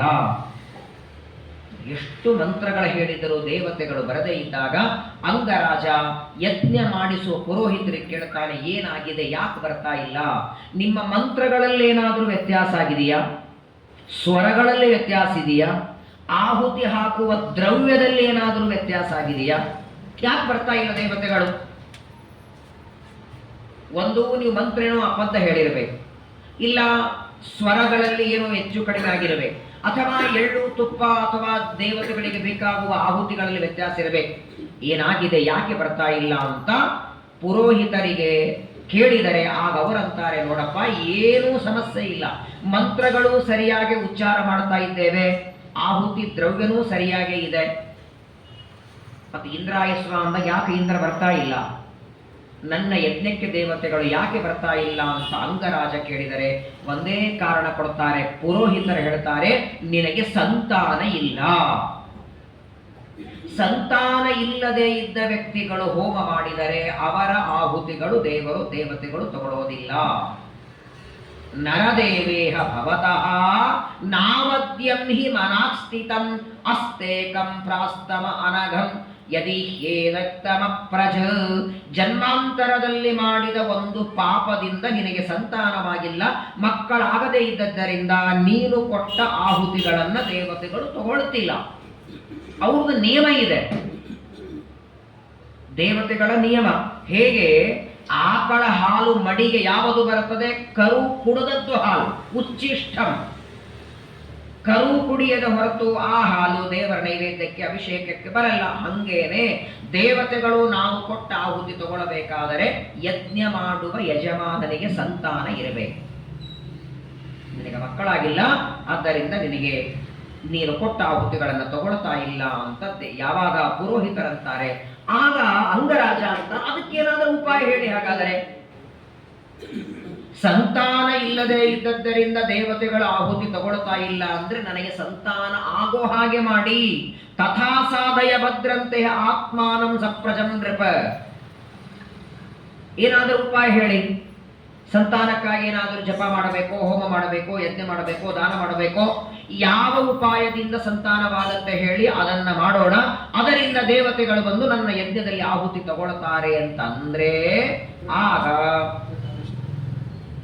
ಯಜ್ಞ ಮಾಡುವ ಪುರೋಹಿತರಂತಾರೆ, ನಿನಗೆ ಈ ಜನ್ಮದಲ್ಲಿ ಮಕ್ಕಳೇ ಆಗಲ್ಲ ಅಂತಾರೆ. ಸಂತಾನ ಆಗದೇ ಇರೋದಕ್ಕೆ ಕಾರಣಗಳೇ, ಇದೊಂದು ದೊಡ್ಡ ವಿಷಯ. ಶ್ರೀಮದ್ ಆಚಾರ್ಯರ ಸಿದ್ಧಾಂತದೊಳಗೇನೆ 37 ಸರ್ವಮೂಲ ಗ್ರಂಥಗಳಲ್ಲೇನೆ ಅತ್ಯಂತ ಪ್ರಸಿದ್ಧವಾದ ವಿಷಯ ಇದು. ಮೊದಲನೇದ್ದು, ಸಂತಾನ ಆಗದೇ ಇರೋದಕ್ಕೆ ಏನು ಕಾರಣ ಇರುತ್ತೆ? ಈ ಜನ್ಮದ್ದೋ ಹಿಂದಿನ ಜನ್ಮದ್ದೋ? ಒಂದು ಕಾರಣ ಇದ್ದದ್ದಕ್ಕೆ ಮಕ್ಕಳಲ್ಲೋ ಅಥವಾ ಇನ್ನೇನಾದರೂ ಆಗಿರತ್ತೆ. ಯಾರಿಗೆ ಮಕ್ಕಳಿಲ್ಲ ಅವರು ಕೊಟ್ಟ ಆಹುತಿಗಳ ದೇವತೆಗಳು ತಗೊಳ್ಳೋದಿಲ್ಲ. ಹಾಗಾದ್ರೆ ಮಕ್ಕಳಿಲ್ಲದೆ ಇದ್ದವರು ಎಂದಿಗೂ ಮಡಿಗೆ ಬರಲ್ಲ. ಅವರನ್ನ ಪಕ್ಕದಲ್ಲಿ ಊಟ ಕುಡಿಸ್ಕೋಬಾರದು, ಪಂಕ್ತಿಯಲ್ಲಿ ಕರ್ಕೊಳ್ಬಾರದು, ಮಡಿಗೆ ಕರ್ಕೊಳ್ಬಾರದು, ಯಾವುದೇ ರೀತಿಯಾದ ಶುಭ ಕರ್ಮಗಳನ್ನು ಅವರನ್ನು ಕರ್ಕೊಳ್ಬಾರದು. ಮತ್ತು ಅವರಿಗೆ ಸತ್ತ ಮೇಲೂ ಸದ್ಗತಿ ಇಲ್ವಾ? ಸಂತಾನ ಇದ್ರೆ, ಮಕ್ಕಳಾಗಿದ್ರೆ ಶ್ರಾದ್ದ ಕರ್ಮ ಮಾಡ್ತಾರೆ. ಶ್ರಾದ್ದ ಕರ್ಮದಿಂದ ಇವರಿಗೆ ದುರ್ಗತಿ ಬಿಟ್ಟು ಸದ್ಗತಿ ಆಗತ್ತೆ. ಶ್ರಾದ್ದ ಮಾಡುವ ಮಕ್ಕಳಿದ್ರೆ ಸದ್ಗತಿ ಆಗತ್ತೆ. ಮಕ್ಕಳೇ ಇಲ್ಲ ಅಂದ್ರೆ ಶ್ರಾದ್ದ ಇಲ್ಲ, ಶ್ರಾದ್ದ ಕರ್ಮಗಳಿಲ್ಲ ಅಂದ್ರೆ ಸದ್ಗತಿ ಇಲ್ಲ. ಸದ್ಗತಿ ಇಲ್ಲ ಅಂದ್ರೆ ಇವರು ಸತ್ತ ಮೇಲೆ ಯಾವುದೋ ಘೋರವಾದ ಪ್ರೇತ ಯೋನಿಯಲ್ಲಿ ಪಿಶಾಚಿಗಳಾಗಿ ತಿರುಗಾಡುತ್ತಾರೆ. ಇದೊಂದು ಬಹಳ ದೊಡ್ಡ ಸಮಸ್ಯೆ. ಕೆಲವರಿಗೆ ಸಂತಾನವೇ ಇರಲ್ಲ, ಇದ್ರು ಕೆಲವರಿಗೆ ಬರೀ ಹೆಣ್ಮಕ್ಕಳೇ ಇರ್ತಾರೆ. ಇರುವ 2-3 ಹೆಣ್ಮಕ್ಕಳೆಲ್ಲ ದಾನ ಮಾಡಿ ಕೊಟ್ಟಾಗಿರತ್ತೆ. ಇವರ ವಂಶ ಮುಂದೆ ಹೇಗೆ? ಇವರು ಸತ್ತ ಮೇಲೆ ನೀರು ಬಿಡೋರು ಯಾರು? ಶ್ರಾದ್ದ ಮಾಡೋರು ಯಾರು? ಶ್ರೀಮನ್ ಆನಂದ ತೀರ್ಥ ಭಗವತ್ಪಾದಾಚಾರ್ಯರು ಇಲ್ಲಿ ಕೊಟ್ಟ ಮಾತುಗಳನ್ನು ಮಾತ್ರ ನಾವು ನೆನಪಿನಲ್ಲಿ ಇಟ್ಕೊಳ್ಬೇಕು. ಇದೊಂದು ರೀತಿ ಭರವಸೆ ಇದೆ. ಮಕ್ಕಳೇ ಇಲ್ಲ ಅನ್ನಕ್ಕೆ ಸದ್ಗತಿ ಇಲ್ಲ, ಮಕ್ಕಳಿಲ್ಲ ಅಂದ್ರೆ ನಮ್ಮ ಶ್ರಾದ್ದ ಮಾಡೋರಿಲ್ಲ, ನಮಗೆ ಸದ್ಗತಿ ಇಲ್ಲ, ನಾವು ಹೆಂಗೆ ಭೂತಾಗಿ ಪ್ರೇತಾಗಿ ಪಿಶಾಚಿಯಾಗಿ ಓಡಾಡ್ತೇವೆ ಅಂತ ಯಾರಾದರೂ ತಿಳಿದಿದ್ರೆ ಇಲ್ಲ ಅಂತಾರೆ ಶ್ರೀಮದಾಚಾರ್ಯರು. ಅನಪತ್ಯೋಪಿ ಸದ್ಧರ್ಮ ಲೋಕಚಿನ್ನ ಅತ್ರ ಸಂಶಯ ದೈವಸ್ತು ಪ್ರಸುಜನ್ಮಾರ್ತೆ ಹವಿರಂಗಸ್ಯ ನೋಹೃತಂ.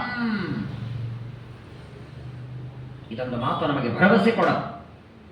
ಶ್ರೀಮದಾಚಾರ್ಯರಂತಾರೆ, ಯಾರಿಗೆ ಸಂತಾನ ಇಲ್ಲ, ಗಂಡು ಮಕ್ಕಳಿಲ್ಲ, ಅಥವಾ ಇದ್ದದ್ದು ಹೆಣ್ಣು ಮಕ್ಕಳು ಕೊಟ್ಟಾಗಿದೆ, ಇನ್ನು ಮುಂದೆ ಅವರ ಶ್ರಾದ್ದಾದಿ ಕರ್ಮಗಳು ಮಾಡೋರಿಲ್ಲ ಅಂದ ಮಾತ್ರಕ್ಕೆ ಅವರಿಗೆ ಸದ್ಗತಿ ಇಲ್ಲ, ದುರ್ಗತಿ, ಅವರು ಹಿಂಗೆ ಓಡಾಡ್ತಾರೆ, ಸರ್ವಥಾ ತಪ್ಪು. ಹೆಂಗಾಗತ್ತೆ ಉದ್ಧಾರ? ಅವರು ಮಾಡುವ ಸತ್ಕರ್ಮಗಳು, ಪರಮಾತ್ಮನ ಪ್ರೀತಿಯಾಗುವಂತಹ ಏನೇನು ನಿಷ್ಕಾಮ ಕರ್ಮಗಳ ಮಾಡುತ್ತಾರೋ ಅವೇ ಅವರ ಮಕ್ಕಳು. ತಸ್ಸೈವಂ ವಿದುಷೋ ಯದ್ಯಸ್ಯಾತ್ಮ ಯಜಮಾನ ಶ್ರದ್ಧಾ ಪತ್ನಿ. ವೇದ ಹೇಳುತ್ತದೆ, ಶ್ರದ್ಧೆ ಇವಳು ಹೆಂಡತಿ, ಶ್ರದ್ಧೆಯಿಂದ ಮಾಡಿದ ಕರ್ಮಗಳೇ ಉತ್ತಮವಾದ ಸಂತಾನ.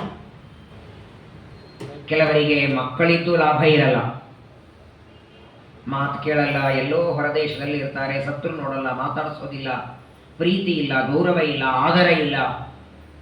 ಮತ್ತಂಥ ಸಂದರ್ಭದಲ್ಲಿ ಇಲ್ಲದೆ ಇರೋದೇ ಉತ್ತಮ ಅಲ್ಲ. ಬರೀ ಮಗ ಇದ್ದಾನಷ್ಟೇ. ಇವತ್ತಿಗೂ 90% ಜನ ಅನೇಕರಿಗೆ ಗಂಡು ಮಕ್ಕಳಿದ್ದರೂ ಅವರ ಶ್ರಾದ್ದಾದಿ ಕರ್ಮಗಳನ್ನು ಅಳೆಯಂದ್ರ ಮಾಡುತ್ತಿದ್ದಾರೆ, ಆಚಾರಗಳ ಮಾಡುತ್ತಿದ್ದಾರೆ. ನಾನೇ ಎಷ್ಟೋ ಕಡೆಗೆ ಮಾಡಿಸಿದ್ದೀನಿ. ಅಳೆಯಂದ್ರ ಮಾಡುತ್ತಿರ್ತಾರೆ, ಯಾಕೆ ನೀವು ಮಾಡುತ್ತಿದ್ದೀರಿ? ನಿಮ್ಮ ಮನೆಯವರು ಅಕ್ಕ ತಮ್ಮ ಇಲ್ವಾ? ಇದ್ದಾರೆ, ಆಚಾರ್ಯ, ತಮ್ಮನೂ ಇದ್ದಾನೆ, ಅಕ್ಕನೂ ಇದ್ದಾನೆ, ಅಣ್ಣನೂ ಇದ್ದಾನೆ, ಮಾಡಲ್ಲ ಅಂತಾರೆ. ನನಗವರು ಕನ್ಯಾದಾನ ಮಾಡಿದ್ದಾರೆ, ನನ್ನ ಋಣ ತೀರಿಸಬೇಕು, ನಾನು ಮಾಡ್ತಿದ್ದೀನಿ. ಎಷ್ಟೋ ಕಡೆ ಮಾಡಿಸ್ತೀನಿ. ಶ್ರಾದ್ದ ಕರ್ಮಗಳು ಮಾಡದೇ ಇದ್ದು ತಂದೆ ತಾಯಿಗಳಿಗೆ ನೋಡಿಕೊಳ್ಳದೆ ಇದ್ರೆ ಇಲ್ಲದೆ ಇದ್ರೆ ಉತ್ತಮ ಅಲ್ಲ. ಅದಕ್ಕಿಂತ ಇದ್ದು ಮಾಡದೇ ಇರೋದಕ್ಕಿಂತ ಇಲ್ಲದೆ ಇರೋದೇ ಉತ್ತಮ. ಹಾಗಾದ್ರೆ ಇಲ್ಲಿ ಯಾಕೆ ಮತ್ತು ದೇವತೆಗಳು ಹಂಗಂದ್ರು? ಅಂಗರಾಜನಿಗೆ ಯಜ್ಞದಲ್ಲಿ ದೇವತೆಗಳ ಆಹುತಿ ಯಾಕೆ ತಗೊಳ್ಳಿಲ್ಲ? ನಿನಗೆ ಮಕ್ಕಳಿಲ್ಲ, ಸಂತಾನ ಇಲ್ಲ, ನೀನು ಕೊಟ್ಟ ಆಹುತಿ ತಗೊಳ್ಳೋದಿಲ್ಲ.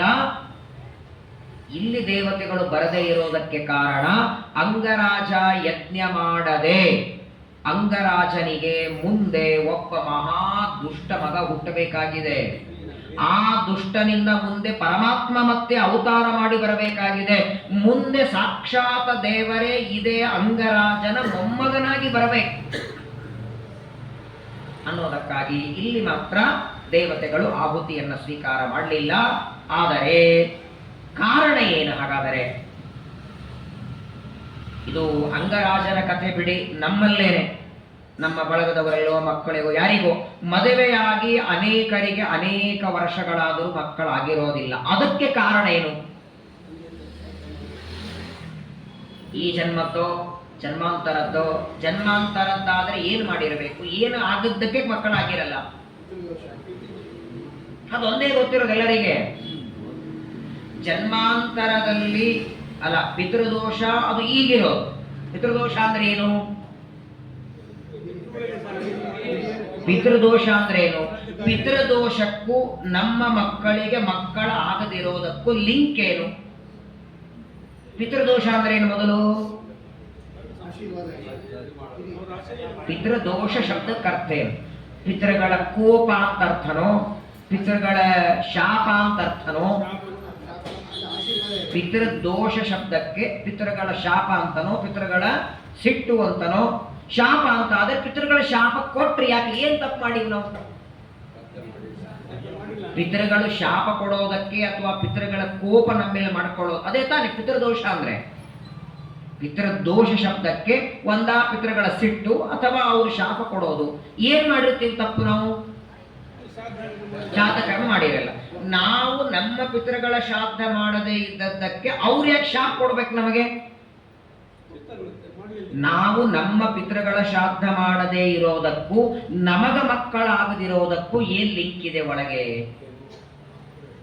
ಯಾಕೆ ಈ ಪಿತೃದೋಷ ಸಂತಾನಕ್ಕೆ ಅಡ್ಡಿ ಅಂದ್ರೆ, ನೋಡಿ, ನಾವು ನಮ್ಮ ತಂದೆ ತಾಯಿಗಳ ಶ್ರಾದ್ದ ಮಾಡದಿದ್ರೆ ಪಿತೃಗಳು ಏನಂತ ಶಾಪ ಕೊಡ್ತಾರೆ? ನೀ ನನ್ನ ಮಗನಾಗಿ ಹುಟ್ಟಿ ನನ್ನ ಶ್ರಾದ್ದ ಮಾಡುತ್ತಿಲ್ಲ, ನಿನಗೆ ಶ್ರಾದ್ದ ಮಾಡೋ ಮಕ್ಕಳೇ ಆಗೋದು ಬೇಡ. ಇದು ಪಿತೃದೋಷ. ಲಿಂಕ್ ಇದು ಒಳಗೆ.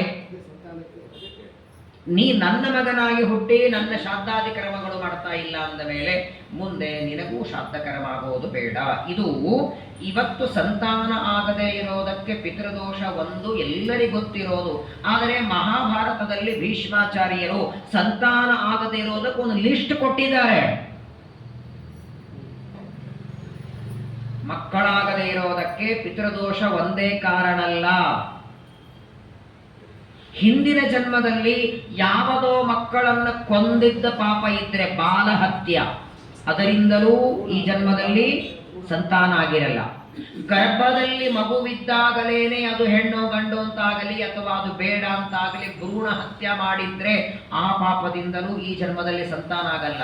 ಅಥವಾ ಇನ್ನೊಬ್ಬರ ಮಕ್ಕಳನ್ನ ಕಂಡು ಸಿಟ್ಟು ಬರ್ತದಲ್ಲ, ಕೆಲವರಿಗೆ ಬರ್ತಿರತ್ತೆ, ಸಣ್ಣ ಮಕ್ಕಳನ್ನ ನೋಡಿ ಸಿಟ್ಟು ಬರ್ತದೆ, ಆ ಮಕ್ಕಳ ಬಗ್ಗೆ ಏನೋ ಒಂದು ತರ ಭಾವನೆ ಬರ್ತದೆ, ಅಂಥವರಿಗೂ ಜನ್ಮಾಂತರದಲ್ಲಿ ಮಕ್ಕಳಾಗಲ್ಲ. ಯಾರು ಸಣ್ಣ ಮಕ್ಕಳನ್ನ ಚೂಟಿ ಅಳಿಸ್ತಾರೆ ಅವರಿಗೆ ಮಕ್ಕಳ ಒಂದು ಲಿಸ್ಟ್ ಕೊಡ್ತಾರೆ ಭೀಷ್ಮಾಚಾರ್ಯರು. ಚೂಟಿ ಅಳಿಸಿದ್ರೆ ಅಥವಾ ಅವ್ರ ಕೈಯಲ್ಲಿ ಇದ್ದದ್ದು ಕಸ್ಕೊಂಡ್ರೆ ಅಥವಾ ಅವ್ರ ಕಣ್ಣು ಮುಂದೆ ಆ ಮಗು ಆಡ್ತಾ ಇದ್ರು ಕೊಡದೆ ತಿಂದಿದ್ರೆ ಇವೆಲ್ಲವೂ ಜನ್ಮಾಂತರದಲ್ಲಿ ಸಂತಾನ ಆಗದಿರೋದಕ್ಕೆ ಅಡ್ಡಿ ಅಂತಾರೆ. ಇದರಲ್ಲಿ ಯಾವುದು ನಾವು ಮಾಡಿರ್ತೇವೆ ಗೊತ್ತಿಲ್ಲ.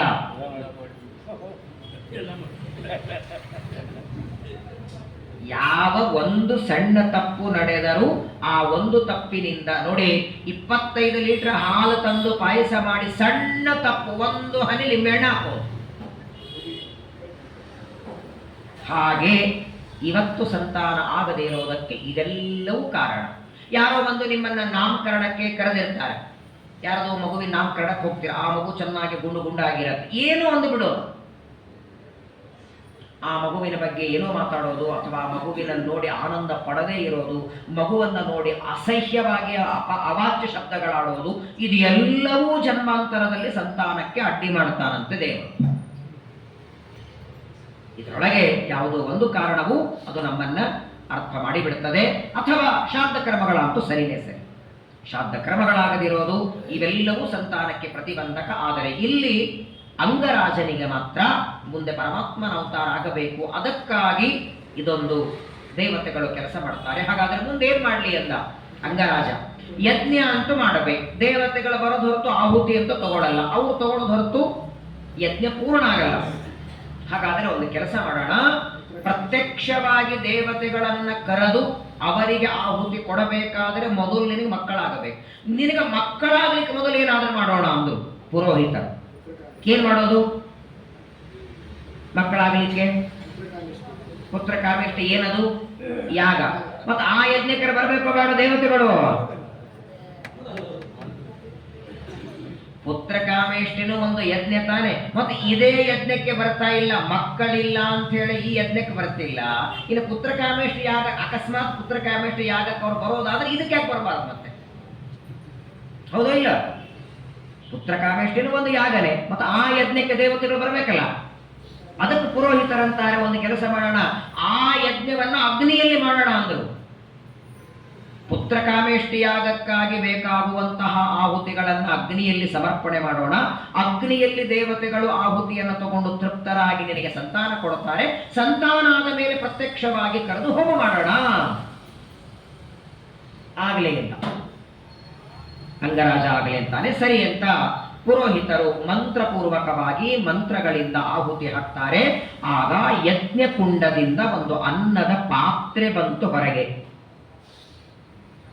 ಯಜ್ಞದಲ್ಲಿ ಪೂರ್ಣಾಹುತಿ ಹಾಕಿದ ಮೇಲೆ ಅನ್ನದಿಂದ ಪಾತ್ರೆ ಬಂತು. ಎಂದಾದ್ರೂ ಬಂದಿದೆಯಾ? ಎಷ್ಟು ಸಲ ಸಂಘದಲ್ಲಿ ಹೋಮ ಮಾಡಿರಿ, ಇನ್ನು ಊಟ ಪಾತ್ರೆ ಒಳಗೆ ಬಿದ್ದಿರ್ತದೆ ಇಲ್ಲಿಂದು. ಯಾವಾಗ ಯಜ್ಞಕುಂಡದಿಂದ ಅನ್ನದ ಪಾತ್ರೆ ಬಂತೋ ಆ ಪಾತ್ರೆಯನ್ನ ಪುರೋಹಿತರು ಅಂಗರಾಜನಿಗೆ ಕೊಡ್ತಾರೆ. ನಿನ್ನ ಹೆಂಡತಿಗೆ ಕೊಡು. ಅಂಗರಾಜನ ಹೆಂಡತಿ ಸುನೀತಾ, ಅವಳಿಗೆ ಕೊಡ್ತಾರೆ. ಯಜ್ಞದ ಪ್ರಸಾದವನ್ನ ಸ್ವೀಕಾರ ಮಾಡುವಂತಾರೆ. ಅವಳು ಅನ್ನವನ್ನ ತಿಂತಾಳೆ. ಅನ್ನ ತಿಂದದ್ದಕ್ಕೆ ಗರ್ಭಧಾರಣೆಯಾಯಿತು. 9 ತಿಂಗಳಾಯಿತು. ಒಂದು ಗಂಡು ಮಗುವಿಗೆ ಜನ್ಮ ಕೊಡ್ತಾಳೆ. ಆ ಅನ್ನದಿಂದ ಹುಟ್ಟಿದವನೇ ಮಹಾದುಷ್ಟ, ನೀಚ, ಪಾಪಿ, ಅತ್ಯಂತ ಜಗತ್ತೊಳಗೆ ಭಯಾನಕನಾದ ಮಗ ಹುಟ್ಟಿದ ವೇನ.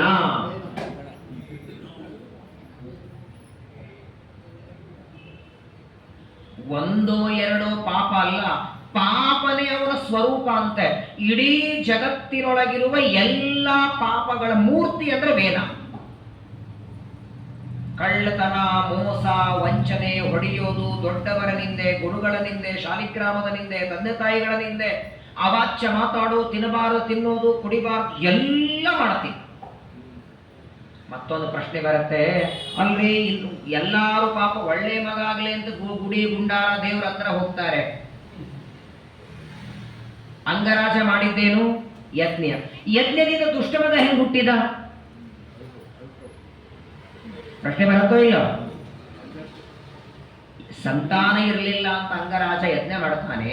ಯಜ್ಞ ಏನೇ ಇರಲಿ, ಯಜ್ಞ ಕುಂಡದಲ್ಲಿ ಹಾಕಿದ ಆಹುತಿಗಳಿಂದ ಅನ್ನದ ಪಾತ್ರೆ ಬಂತು. ಆ ಅನ್ನದಿಂದ ಒಳ್ಳೆ ಮಗ ಆಗಬೇಕೋ ದುಷ್ಟ ಮಗ ಹುಟ್ಟಬೇಕು? ಇಂಥ ದುಷ್ಟ ಮಗನೇ ಹುಟ್ಟೋದಿದ್ರು ಯಜ್ಞ ಯಾಕೆ ಮಾಡ್ಬೇಕ್ರಿ ಮತ್ತೆ? ಈಗ ಅಲ್ಲಲ್ಲ, ಸಂತಾನ ಆಗಿಲ್ಲ ಬೇಡ, ಸಂತಾನ ಆಗದೆ ಇದ್ದದ್ದಕ್ಕೆ ಯಜ್ಞದ ಪ್ರಭಾವ ಏನಾದ್ರೂ ಬೇಡವ ಮತ್ತೆ? ನಮ್ಮ ಈಗ ಯಾರಾದ್ರೂ ಗರ್ಭಿಣಿಯರಿದ್ರೆ 7ನೇ ತಿಂಗಳಿಗೆ ಭಾಗವತ ಹೇಳಿಸ್ತಾರೆ. ಏನ್ ಕಾರಣ ಏನು? ಗಂಡು ಹೆಣ್ಣಾಗ್ಲಿ ಅಂತ ಭಾಗವತ ಅಲ್ಲ ಮತ್ತೆ. ಅದೇನು ಭಾಗವತ ಅದು ದೇವರ ಸಂಕಲ್ಪ, ನಿಮ್ಮ ಪುಣ್ಯದಿಂದ ಆಗತ್ತೆ. ಗರ್ಭದಲ್ಲಿ ಆ ಮಗುವಿಗೆ ಸಂಸ್ಕಾರ ಬರಲಿ, ಒಳ್ಳೆ ತಂದೆ ತಾಯಿಗಳ ಮಾತು ಕೇಳುವಂತ ಸಂತಾನ ಆಗಲಿ. ವೃದ್ಧಾಶ್ರಮಕ್ಕೆ, ಅನಾಥಾಶ್ರಮಕ್ಕೆ ತಂದೆ ತಾಯಿಗಳು ಇಡದೇ ಇರುವ ಮಗ, ಸನ್ಮಾರ್ಗದಲ್ಲಿರುವ ಮಗ, ದುಶ್ಚಟಗಳಿಗೆ ಬಲಿಯಾಗದಿರೋದು, ಕುಡಿಯೋದು, ಮದ್ಯಪಾನ, ಮಾಂಸಭಕ್ಷಣ ಇದೆಲ್ಲ ಆಗದಿರುವ ಸಂತಾನ ಆಗಲಿ ಅಂತ ಸಹ ಸಂಸ್ಕಾರಕ್ಕೆ ಕೊಡ್ತೀವಿ ನಾವು. ಹಾಗಾದರೆ ಪಾಠವೋ, ಪ್ರವಚನವೋ, ಹೋಮವೋ, ಆಹುತಿಗಳ ಕೊಡೋದೆ ಒಳ್ಳೆ ಸಂಸ್ಕಾರ ಬರಲಿ ಅಂತ ಇಷ್ಟೆಲ್ಲ ಆಹುತಿ ಹಾಕಿ ಯಜ್ಞ ಮಾಡಿದರೆ ಯಜ್ಞಕುಂಡದಿಂದ ಹುಟ್ಟಿದ ಮಗ ದುಷ್ಟನಾದ. ಮತ್ತೆ ಯಜ್ಞ ಮಾಡಿದಾಗಲೂ ದುಷ್ಟ ಮಗ ಹುಡ್ತಾನೆ ಅಂದ್ರೆ ಮುಂದೆ ಯಜ್ಞ ಮಾಡೋರು ವಿಶ್ವಾಸ ಇರತ್ತಾ? ಹೋಗ್ಲಿ ಬಿಡಾಚಾರ್ಯ, ಯಜ್ಞ ಮಾಡ್ರಿ ಒಳ್ಳೆ ಎಲ್ಲ ಆಗತ್ತ ಚರವಣಿಗೆ ಆಗಿಲ್ವಾ? ಮಾಡಿದ್ದಾರೆ. ಸರಿಯಾದ ಸಂಕಲ್ಪ, ಸರಿಯಾದ ಆಹುತಿ, ಸರಿಯಾದ ವ್ಯವಸ್ಥೆ ಎಲ್ಲ ಅಚ್ಚುಕಟ್ಟಾಗಿ ಮಾಡಿದ್ದಾರೆ. ನೋಡಿ, ಸಂಕಲ್ಪ ಮಾಡೋದೆಲ್ಲ ಅಂಗರಾಜನ ಕೆಲಸ ಅಲ್ಲ, ಪುರೋಹಿತರ ಕೆಲಸ. ಪುರೋಹಿತರು ಇವತ್ತಿನಾಗ ಇರಲಿಲ್ಲ. ಆಗಿನ ಪೌರೋಹಿತ್ಯ ಹೇಗಿರ್ತಿತ್ತು?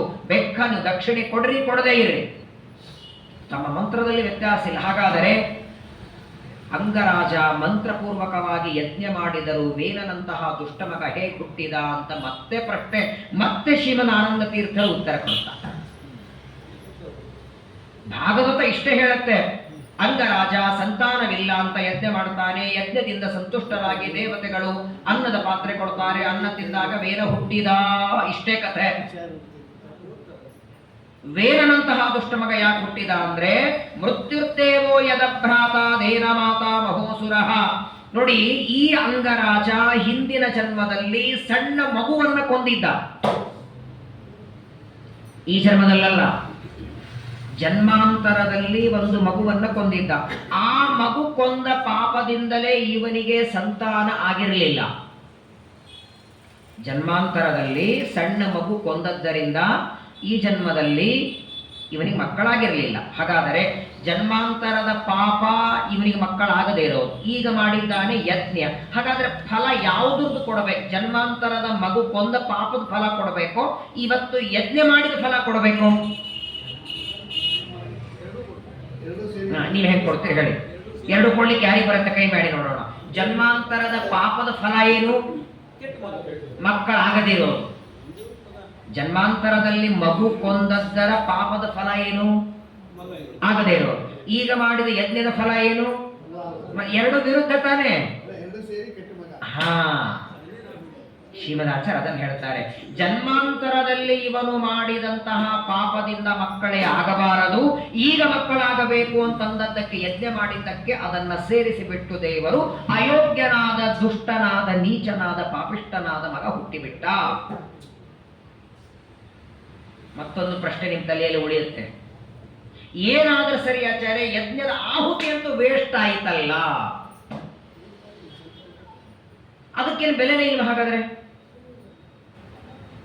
ಯಜ್ಞ ಕುಂಡದಲ್ಲಿ ಹಾಕಿದ ಆಹುತಿಯಿಂದ ಮಗಾದ, ಜನ್ಮಾಂತರದಲ್ಲಿ ಕೊಂದ ಪಾಪದಿಂದ ದುಷ್ಟ ಮಗನಾದ. ಸರಿ, ಮಂತ್ರಗಳಂತೂ ಕೆಟ್ಟ ಮಂತ್ರಗಳು ಆಡಿರ್ಲಿಲ್ಲ, ಮತ್ತು ಮಂತ್ರಗಳಿಗೆ ಬೆಲೆ ಇಲ್ವಾ?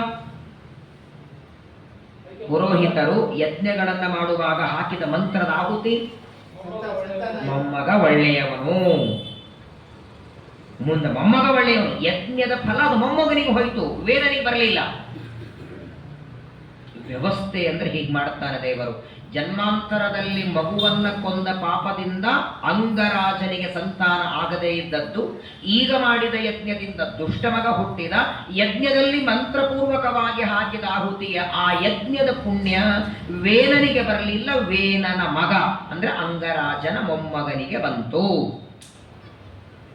ಇಷ್ಟು ವ್ಯವಸ್ಥೆಯನ್ನ ಶ್ರೀಮದಾಚಾರ್ಯರು ಮಾಡ್ತಾರೆ.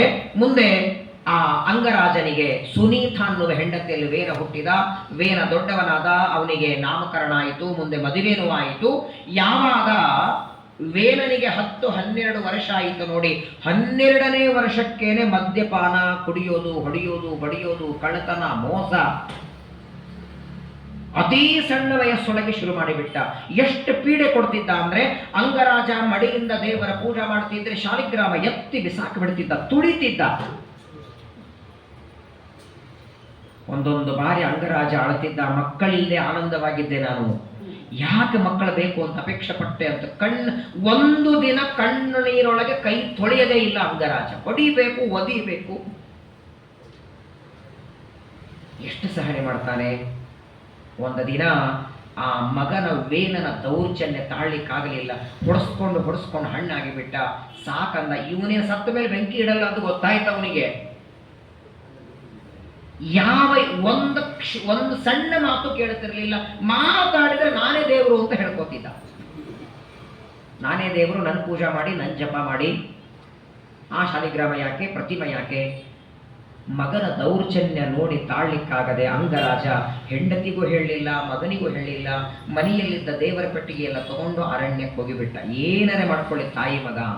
ಹೇಗೋ ಅರಣ್ಯಕ್ಕೆ ಹೋದ್ರೆ ಎಲ್ಲೋ ಎಷ್ಟು ದಿನ ಇರ್ತೇನೆ, ಎಲ್ಲೋ ದೇಹ ಬಿದ್ದು ಹೋಗುತ್ತೆ, ಕಾಗಿ ಗುಬ್ಬಿ ತಿಂದು ಹೋಗುತ್ತೆ. ಯಾರಾದರೂ ಇದ್ರೆ ಪಾಪ ಶವ ಅಂತ ಎಲುಬುಗಳನ್ನು ಒಯ್ದು ಗಂಗೆಯಲ್ಲಿ ಒಗಿತಾರೆ. ಕೊನೆ ಪಕ್ಷ ಹದ್ದುಗಳಿಗಾದ್ರೂ ಪಾಲಾಗತ್ತೆ. ಈ ನನ್ನ ಮಗ ನನ್ನ ಸಂಸ್ಕಾರ ಮಾಡಲ್ಲ ಅಂತ ಗೊತ್ತಾಗಿ ಅಂಗರಾಜ ಅರಣ್ಯಕ್ಕೆ ಹೋಗಿಬಿಟ್ಟ. ಆದರೆ ಅಂಗರಾಜ ಹೋಗುವಾಗ ಮಾತ್ರ ಹೆಂಡತಿಗೆ ಮಗನಿಗೆ ಹೇಳಲಿಲ್ಲ. ಮಾರನೇ ದಿನ ಪ್ರಾತಃ ಕಾಲದಲ್ಲಿ ವಸಿಷ್ಠರು ಬಂದರು. ವಸಿಷ್ಠರು, ಭೃಗು ಋಷಿಗಳು, ಅತ್ರಿ ಋಷಿಗಳು, ಅಂಗಿರಾ ಋಷಿಗಳೆಲ್ಲರೂ ಬರ್ತಾರೆ. ಬಂದು ಸುನೀತ ಕೇಳ್ತಾರೆ, ಎಲ್ಲಮ್ಮ ನಿನ್ನ ಗಂಡ ರಾಜ ಎಲ್ಲಿ? ಸಿಂಹಾಸನದ ಮೇಲೆ ಯಾಕೆ ಇನ್ನೂ ರಾಜ ಬಂದಿಲ್ಲ? ಸುನೀತ ಹೇಳ್ತಾಳೆ, ನಿನ್ನೆ ರಾತ್ರಿಯಿಂದಲೇ ಕಾಣಿಸ್ತಾ ಇಲ್ಲ ಅವರು. ಇಡೀ ರಾಜ್ಯವೆಲ್ಲ ಹುಡುಕಿ ಆಯಿತು, ಎಲ್ಲೂ ಕಾಣಿಸ್ತಾ ಇಲ್ಲ. ಸರಿ, ಎಲ್ಲಾದ್ರೂ ಹೋಗಿದ್ದಾರೆ, ಅಕ್ಕಪಕ್ಕ ಮನೆಯಲ್ಲಿ ಹೋಗಿದ್ದಾರೆ, ಎಲ್ಲೂ ಕಾಣಲಿಲ್ಲ. ಇವತ್ತಿನ ಫೋನ್ ಏನಿತ್ತ ಯಾರಿಗಾರೆ ಕೇಳೋಣ ಅಂದ್ರೆ ಮಧ್ಯಾಹ್ನ ಸಾಯಂಕಾಲದವರೆಗೆ ನೋಡ್ತಾರೆ, ಎಲ್ಲಾದ್ರೂ ಹೋಗಿ ತಿರುಗಿ ಬರ್ತಾನೆ ಏನು ಅಂತ. ಕೊನೆಗೆ ಎಲ್ಲ ಋಷಿ ಮುನಿಗಳು ಆ ಅಂಗನ ರಾಜನ ಹೆಂಡತಿಯನ್ನ ಕೂಡಿಸ್ಕೊಂಡು ಮುಂದೇನ್ ಮಾಡ್ಬೇಕು ನೀನು ಹೇಳು. ಸಿಂಹಾಸನದ ಮೇಲೆ ರಾಜ ಇಲ್ಲ ಅಂತ ಗೊತ್ತಾದರೆ ಬೇರೆ ರಾಜರೆಲ್ಲ ಆಕ್ರಮಣ ಮಾಡುತ್ತಾರೆ. ಸಿಂಹಾಸನ ರಾಜರಿಲ್ಲದೆ ಖಾಲಿ ಇಡ್ಲಿಕ್ಕೆ ಬರಲ್ಲ. ನಿನ್ನ ಗಂಡ ಅಂತೂ ರಾಜ್ಯದ ಮೇಲೆ ಸಿಂಹಾಸನ ಮೇಲೆ ಇಲ್ಲ. ಈಗ ಎಷ್ಟೊತ್ತಿಗೆ ಯಾವಾಗ ನಿನ್ನ ಗಂಡ ಬರ್ತಾನೆ ಗೊತ್ತಿಲ್ಲ. ಅವರು ಬರೋವರೆಗೆ ಇಲ್ಲಿ ಕೂಡೋರು ಯಾರು? ಯಾರಿಗಾರು ಕೂಡ್ಬೇಕಲ್ಲ, ಪಟ್ಟಾಭಿಷೇಕ ಅಂತೂ ಮಾಡಬೇಕು. ಮುಂದೇನು ಮಾಡಬೇಕು ಅಂತ ಭೃಗು ಋಷಿಗಳು, ಅಂಗಿರಾ ಋಷಿಗಳು, ಅತ್ರಿ ಋಷಿಗಳೆಲ್ಲ ಮೀಟಿಂಗ್ ಮಾಡ್ತಿದ್ರೆ ಆಗ ಸುನೀತ ಬಂದು ಹೇಳ್ತಾಳೆ, ಗಂಡನ ರಾಜ್ಯ ಮಗನಿಗೆ ಕೊಡಿ. ಏನಿದ್ರು ಅಂಗರಾಜ ಸತ್ತ ಮೇಲೂ ಇವನಿಗೆ ಬರೋದಿತ್ತಲ್ಲ. ಈಗ ಸತ್ತಿಲ್ಲ, ಮನೆ ಬಿಟ್ಟು ಹೋಗಿದ್ದಾನೆ, ಅಂತೂ ರಾಜ ಕಣ್ಣಿಗೆ ಕಾಣದಿದ್ದಾಗ ಆ ರಾಜ್ಯ ಮಗನಿಗೆ ಕೊಡಬೇಕು, ವೇನನಿಗೆ ಕೊಡಿ ಅಂತ ಸುನೀತ ಬಂದು ಹೇಳಿದರೆ ಋಷಿಗಳೆಲ್ಲ ಬೇಡ ಅಂತಾರಮ್ಮ. ಮೊದಲೇ ನಿನ್ನ ಮಗ ಮಹಾ ದುಷ್ಟ. ಅದೇನೋ ಗಾದೆ ಮಾತಿದೆಯಲ್ಲ, ಮಂಗನ ಕೈಯಲ್ಲಿ ಮಾಡಿಕೊಟ್ಟಂತೆ. ಒಂದು ಕೋತಿ ಕೆಲಸ ಮಾಡುತ್ತಿರ್ತದೆ. ಆ ಕೋತಿಗೆ ಹೆಂಡ ಕುಡಿಸಿದರೆ ಅದ್ರ ಕೆಲಸ ಹೆಂಗಿರತ್ತೆ? ಮೊದಲೇ ಕೋತಿ, ಆ ಕೋತಿಗೆ ಹೆಂಡ ಕೊಡಿಸೋದು, ಆ ಕೋತಿಗೆ ಒಂದು ಕೆಂಪು ಚೇಳು ಕಳೆದಿದೆ. ಆಗ ಆ ಕೋತಿ ಕೆಲಸ ಹೇಗಿರತ್ತಲ್ಲ, ನಿನ್ನ ಮಗನಿಗೆ ರಾಜ್ಯ ಕೊಟ್ಟರೆ ಹಾಗಾಗತ್ತೆ ಎಂದರು. ಈಗಲೇ ನಾನೇ ದೇವರು ಅಂತಾನೆ, ಇನ್ನು ಇವನಿಗೆ ರಾಜ್ಯವನ್ನ ಅಧಿಕಾರ ಕೊಟ್ಟರೆ ಇಡೀ ಜಗತ್ತಿನೊಳಗೆ ಧರ್ಮ ಪೂರ್ಣ ನಾಶ ಆಗಿ ಹೋಗತ್ತೆ. ಯಾಕಂದ್ರೆ ಮೊದಲು ಧರ್ಮ ರಾಜನಲ್ಲಿದ್ರೆ ಪ್ರಜೆಗಳಲ್ಲಿ ಬರಬೇಕಲ್ಲ. ರಾಜ ಕಾಲಸ್ಯ ಕಾರಣಂ.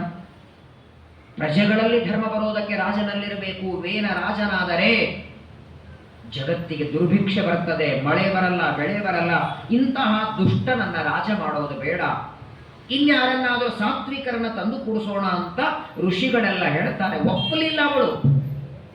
ಮಗನ ಮೇಲಿನ ಮೋಹ ನೋಡಿ ತಾಯಿಗೆ. ಸುನೀತ ಹೇಳ್ತಾಳೆ, ಏನಾದರೆ ಸರಿ, ಅಂಗರಾಜನ ರಾಜ್ಯ ಮಗನಾದ ವೇನನಿಗೆ ಕೊಡಬೇಕು. ಅಹೇರಿವ ಪಯೋಕೋಶ. ಹಾವಿಗೆ ಹಾಲು ಕುಡಿಸ್ತಂಗೆ. ಏನು ಹಾಲು ಕುಡಿಸಿದ್ರು ಅದು ಕಕ್ಕೋದು ವಿಷಾನೇ.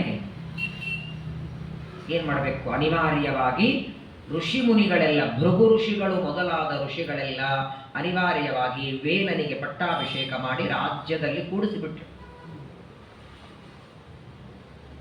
ಸುನೀತೆಯ ಮಾತನ್ನ ಕೇಳಿ ಕೂಡಿಸ್ತಾರೆ. ಆದರೆ ಯಾವಾಗ ಇವನು ರಾಜನಾದ ನೋಡಿ, ಪಟ್ಟಾಭಿಷೇಕ ಮಾಡಿಕೊಂಡು ರಾಜನಾದ ಮೊದಲನೇ ದಿನ ಮೀಟಿಂಗ್ ಕರೆದ. ಇಡೀ ಜಗತ್ತಿನ ತನ್ನ ರಾಜ್ಯದಲ್ಲಿರೋ ಪ್ರಜೆಗಳೆಲ್ಲ ಕರೀತಾರೆ. ನಮ್ಮ ರಾಜರೇನು ಮಾತಾಡಬೇಕು ಅಂತ ಕರೆದಿದ್ದಾರೆ ಅಂತ ಎಲ್ಲರೂ ಬಂದಿದ್ದಾರೆ. ಮೊಟ್ಟ ಮೊದಲನೇ ಮಾತು ವೇನ ಹೇಳ್ತಾನೆ, ಎಲ್ಲ ಪ್ರಜೆಗಳನ್ನ ನೋಡಿ, ಇವತ್ತಿನಿಂದ ಜಪ, ತಪ, ಸ್ನಾನ, ಪೂಜೆ, ಪಾರಾಯಣ, ಯಜ್ಞ, ದಾನ ಏನು ಮಾಡತಕ್ಕದ್ದಲ್ಲ. ಯಥೇಚ್ಛವಾಗಿ ಊಟ ಮಾಡಿ, ನಿಮ್ಮ ಹತ್ರ ಅನ್ನ ಇಲ್ಲ ಅಂದ್ರೆ ಇನ್ನೊಬ್ಬರ ಹತ್ರ ಕೇಳಿ, ಕೊಡದೇ ಇದ್ರೆ ಅವ್ರ ತಲೆ ಹೊಡೀರಿ. ಇನ್ನೊಬ್ಬರನ್ನು ಹೊಡೆದು ಬಡದು ನಾವು ಒಟ್ಟಿಗೆ ಸುಖವಾಗಿರಬೇಕು. ಅದಕ್ಕೇನು ಬೇಕು ಮಾಡಿ, ನಿಮಗೇನು ಬೇಕಾದರೂ ನಿಮಗೆ ನಾನು ದೇವರು. ಇವತ್ತಿನಿಂದ ಏನು ಸಂಕಲ್ಪ ಮಾಡಿದರೂ ವೇನ ಪ್ರೇರಣೆಯ ವೇನ ಪ್ರೀತ್ಯರ್ಥ ಅನ್ನಬೇಕು, ವಿಷ್ಣು ಪ್ರೇರಣೆಯ ಇಲ್ಲ. ರಾಜನಾಗಿ ಇದ್ದುಕೊಂಡು ಪ್ರಜೆಗಳನ್ನೆಲ್ಲ ಪ್ರಕೃತ್ಯೈವ ಕಲಹ, ಎಲ್ಲ ಪ್ರಜೆಗಳು ತತ್ತರಿಸಿ ಹೋಗಿದ್ದಾರೆ. ಇಂಥವನು ರಾಜನಾದರೆ, ಇವತ್ತು ನಮ್ಮ ರಾಜ್ಯದಲ್ಲಿ ಸುಭಿಕ್ಷೆ ಇದೆ ಅಂದ್ರೆ ಅದು ರಾಜ್ಯದಲ್ಲಿರುವ ಧರ್ಮ ಕಾರಣ. ಮನೆಗೆ ಕರೆದರೆ ಒಬ್ಬ ಅತಿಥಿಗಳೇ ಬರಲ್ಲ. ಯಾವಾಗ ಬರಲ್ಲ? ಮನೆಯ ಯಜಮಾನನಲ್ಲಿ ಏನೂ ಧರ್ಮ ಇಲ್ಲ, ಮಡಿ ಇಲ್ಲ, ಮೈಲಿಗಿಲ್ಲ ಅಂತ ಆದರೆ ಪ್ರಜೆಗಳೇ ಆ ಮನೆ. ಒಳ್ಳೆ ಒಬ್ಬರ ಆಚಾರ್ಯರನ್ನು ಕರೆದು ನೋಡಿ, ಆಚಾರ್ಯ ನಾಳೆ ಮನೆಗೆ ಬನ್ನಿ ಅಂತ. ನಮ್ಮ ಮನೆಯಲ್ಲಿ ನಮ್ಮ ಸೊಸೆ ಯಾರು ಕಡಿ ಕೂಡಲ್ಲ, ನಮ್ಮ ಮನೆಯಲ್ಲಿ ಬಡಿ ಮೈಲಿಗೆ ಇಲ್ಲ, ಮನೆಗೆ ಬನ್ನಿ ಬರ್ತಾರ ಆಚಾರು. ಒಬ್ಬ ವ್ಯಕ್ತಿ ನಮ್ಮ ಮನೆಗೆ ಬರಲಿಕ್ಕೆ ಸಾಧ್ಯ ಇಲ್ಲ.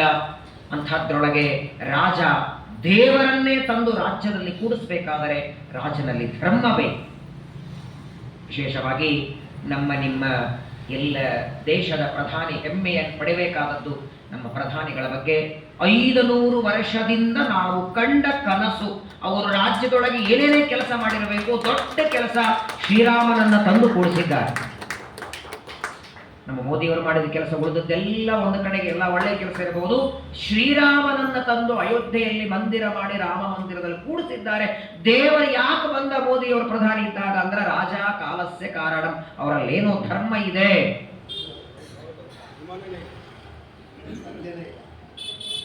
ಒಂದು ಹೋಮ ಮಾಡಬೇಕು, ಬೆಳಗ್ಗಿಂದ ನೀವು ಉಪವಾಸ ಇರಬೇಕು ಅಂದ್ರೆ ಆಚಾರ್ಯ ಟೀ ತಗೊಂಡು ರೆಡಿಯತ್ತಾ, ಕಾಫಿ ಕುಡಿಯೋದು ರೆಡಿಯತ್ತಾ? ಅಲ್ಲ, ಮೊಸರು ಅವಲಕ್ಕಿ ತಗೊಳ್ತೀವಿ, ಒಗ್ಗರಣೆ ಅವಲಕ್ಕಿ ತಿನ್ನಲ್ಲ.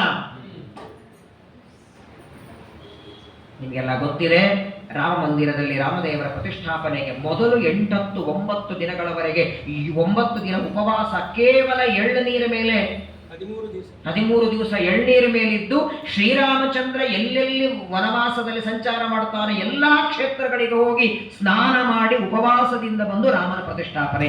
ಒಬ್ಬ ಪ್ರಧಾನಿಯಾಗಿ ಹೆಮ್ಮೆಯಾಗತ್ತೆ.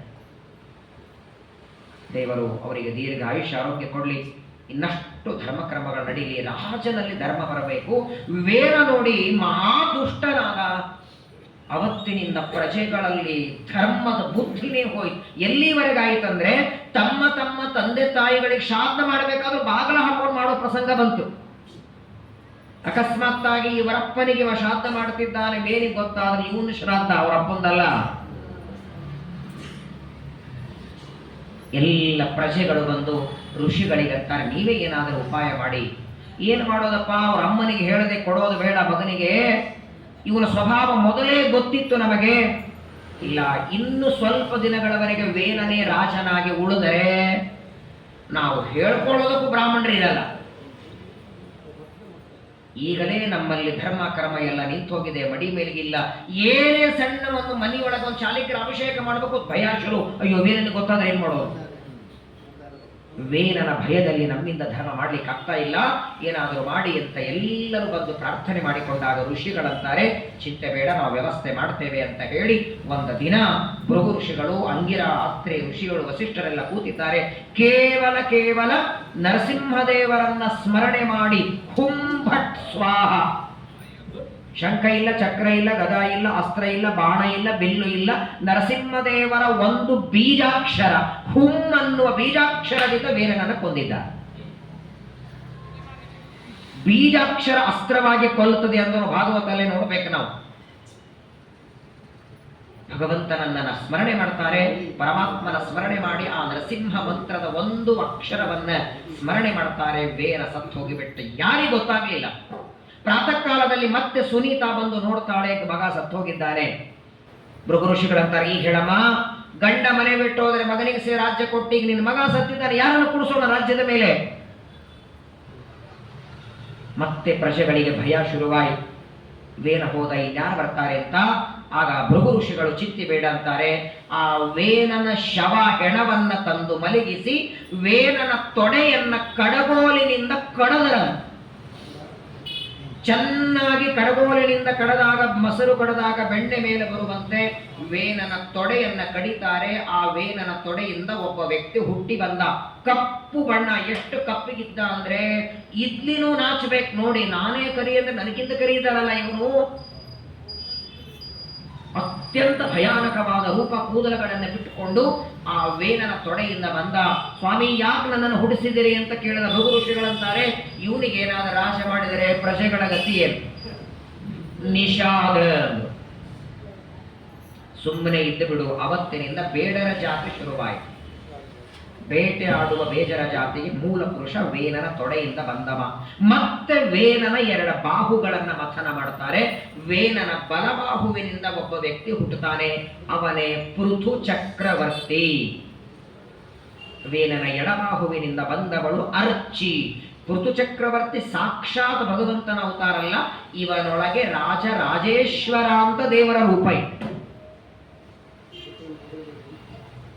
ಒಂದು ಶರೀರದೊಳಗೆ ಒಬ್ಬ ಜೀವ ನಮ್ಮ ನಿಮ್ಮಲ್ಲಿ, ಒಂದು ಶರೀರದಲ್ಲಿ ಎರಡು ಜೀವ, ಹಿರಣ್ಯಾಕ್ಷ, ಹಿರಣ್ಯಕಶಿಪು, ರಾವಣ, ಕುಂಭಕರ್ಣರಲ್ಲಿ.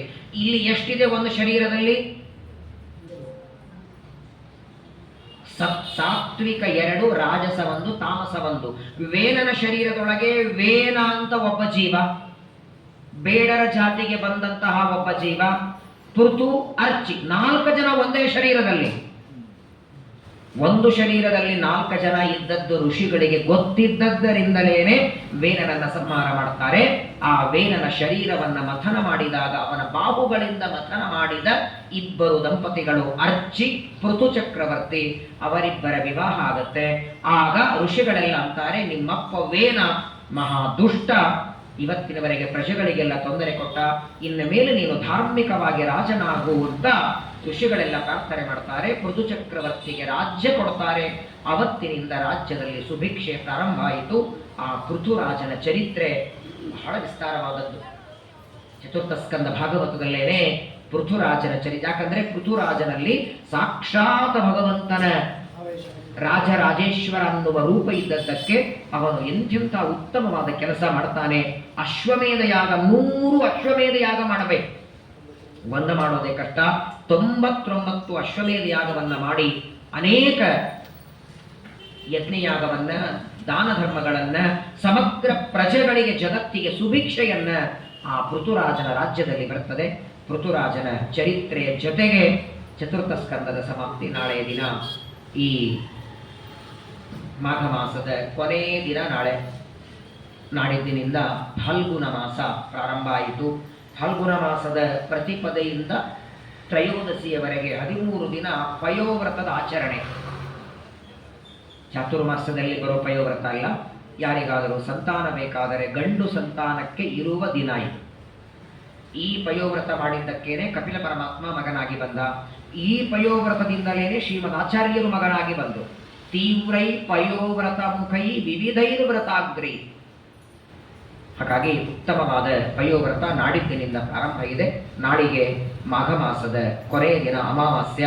ವಿಶೇಷವಾಗಿ ಈ ಪೃಥುರಾಜನ ಚರಿತ್ರೆ, ಆ ಪೃಥುರಾಜನ ವಂಶದಲ್ಲಿ ಮುಂದೆ ಪ್ರಾಚೀನ ಪರಿಹಿರಾಜ ಬರ್ತಾನೆ. ಅವನಿಗೆ ನಾರದರು ಪುರಂಜನ ಉಪಾಖ್ಯಾನವನ್ನ ಉಪದೇಶ ಮಾಡುತ್ತಾರೆ. ಆ ಕಥೆಗಳನ್ನು ಹೇಳಿ ಚತುರ್ಥ ಸ್ಕಂದವನ್ನು ನಾಳೆಗೆ ಸಮಾಪ್ತಿ ಮಾಡಿ ಮತ್ತೆ ಮುಂದಿನ ತಿಂಗಳು ಪಂಚಮ ಸ್ಕಂದ ಭಾಗವತಲ್ಲೇನೆ ಕಠಿಣವಾದ ಭಾಗ, ಖಗೋಲ ಮತ್ತು ಭೂಗೋಳಗಳ ವರ್ಣನೆ, ನರಕಗಳ ವರ್ಣನೆ, ನದಿ ಸಮುದ್ರಗಳ ವರ್ಣನೆ, ಅದ್ಭುತವಾದ ವಿಚಾರಗಳೆಲ್ಲ ಪಂಚಮ ಸ್ಕಂದದಲ್ಲಿ ಬರುತ್ತದೆ. ಅದನ್ನು ಮತ್ತೆ ಶ್ರವಣ ಮಾಡೋಣ. ನಾಳೆಗೆ ಚತುರ್ಥ ಸ್ಕಂದದ ಸಮಾಪ್ತಿಯನ್ನು ಮಾಡಿ ಪರಮಾತ್ಮನ ಪಾದಗಳಲ್ಲಿ ಸಮರ್ಪಣೆ ಮಾಡೋಣ. ಶ್ರೀಕೃಷ್ಣ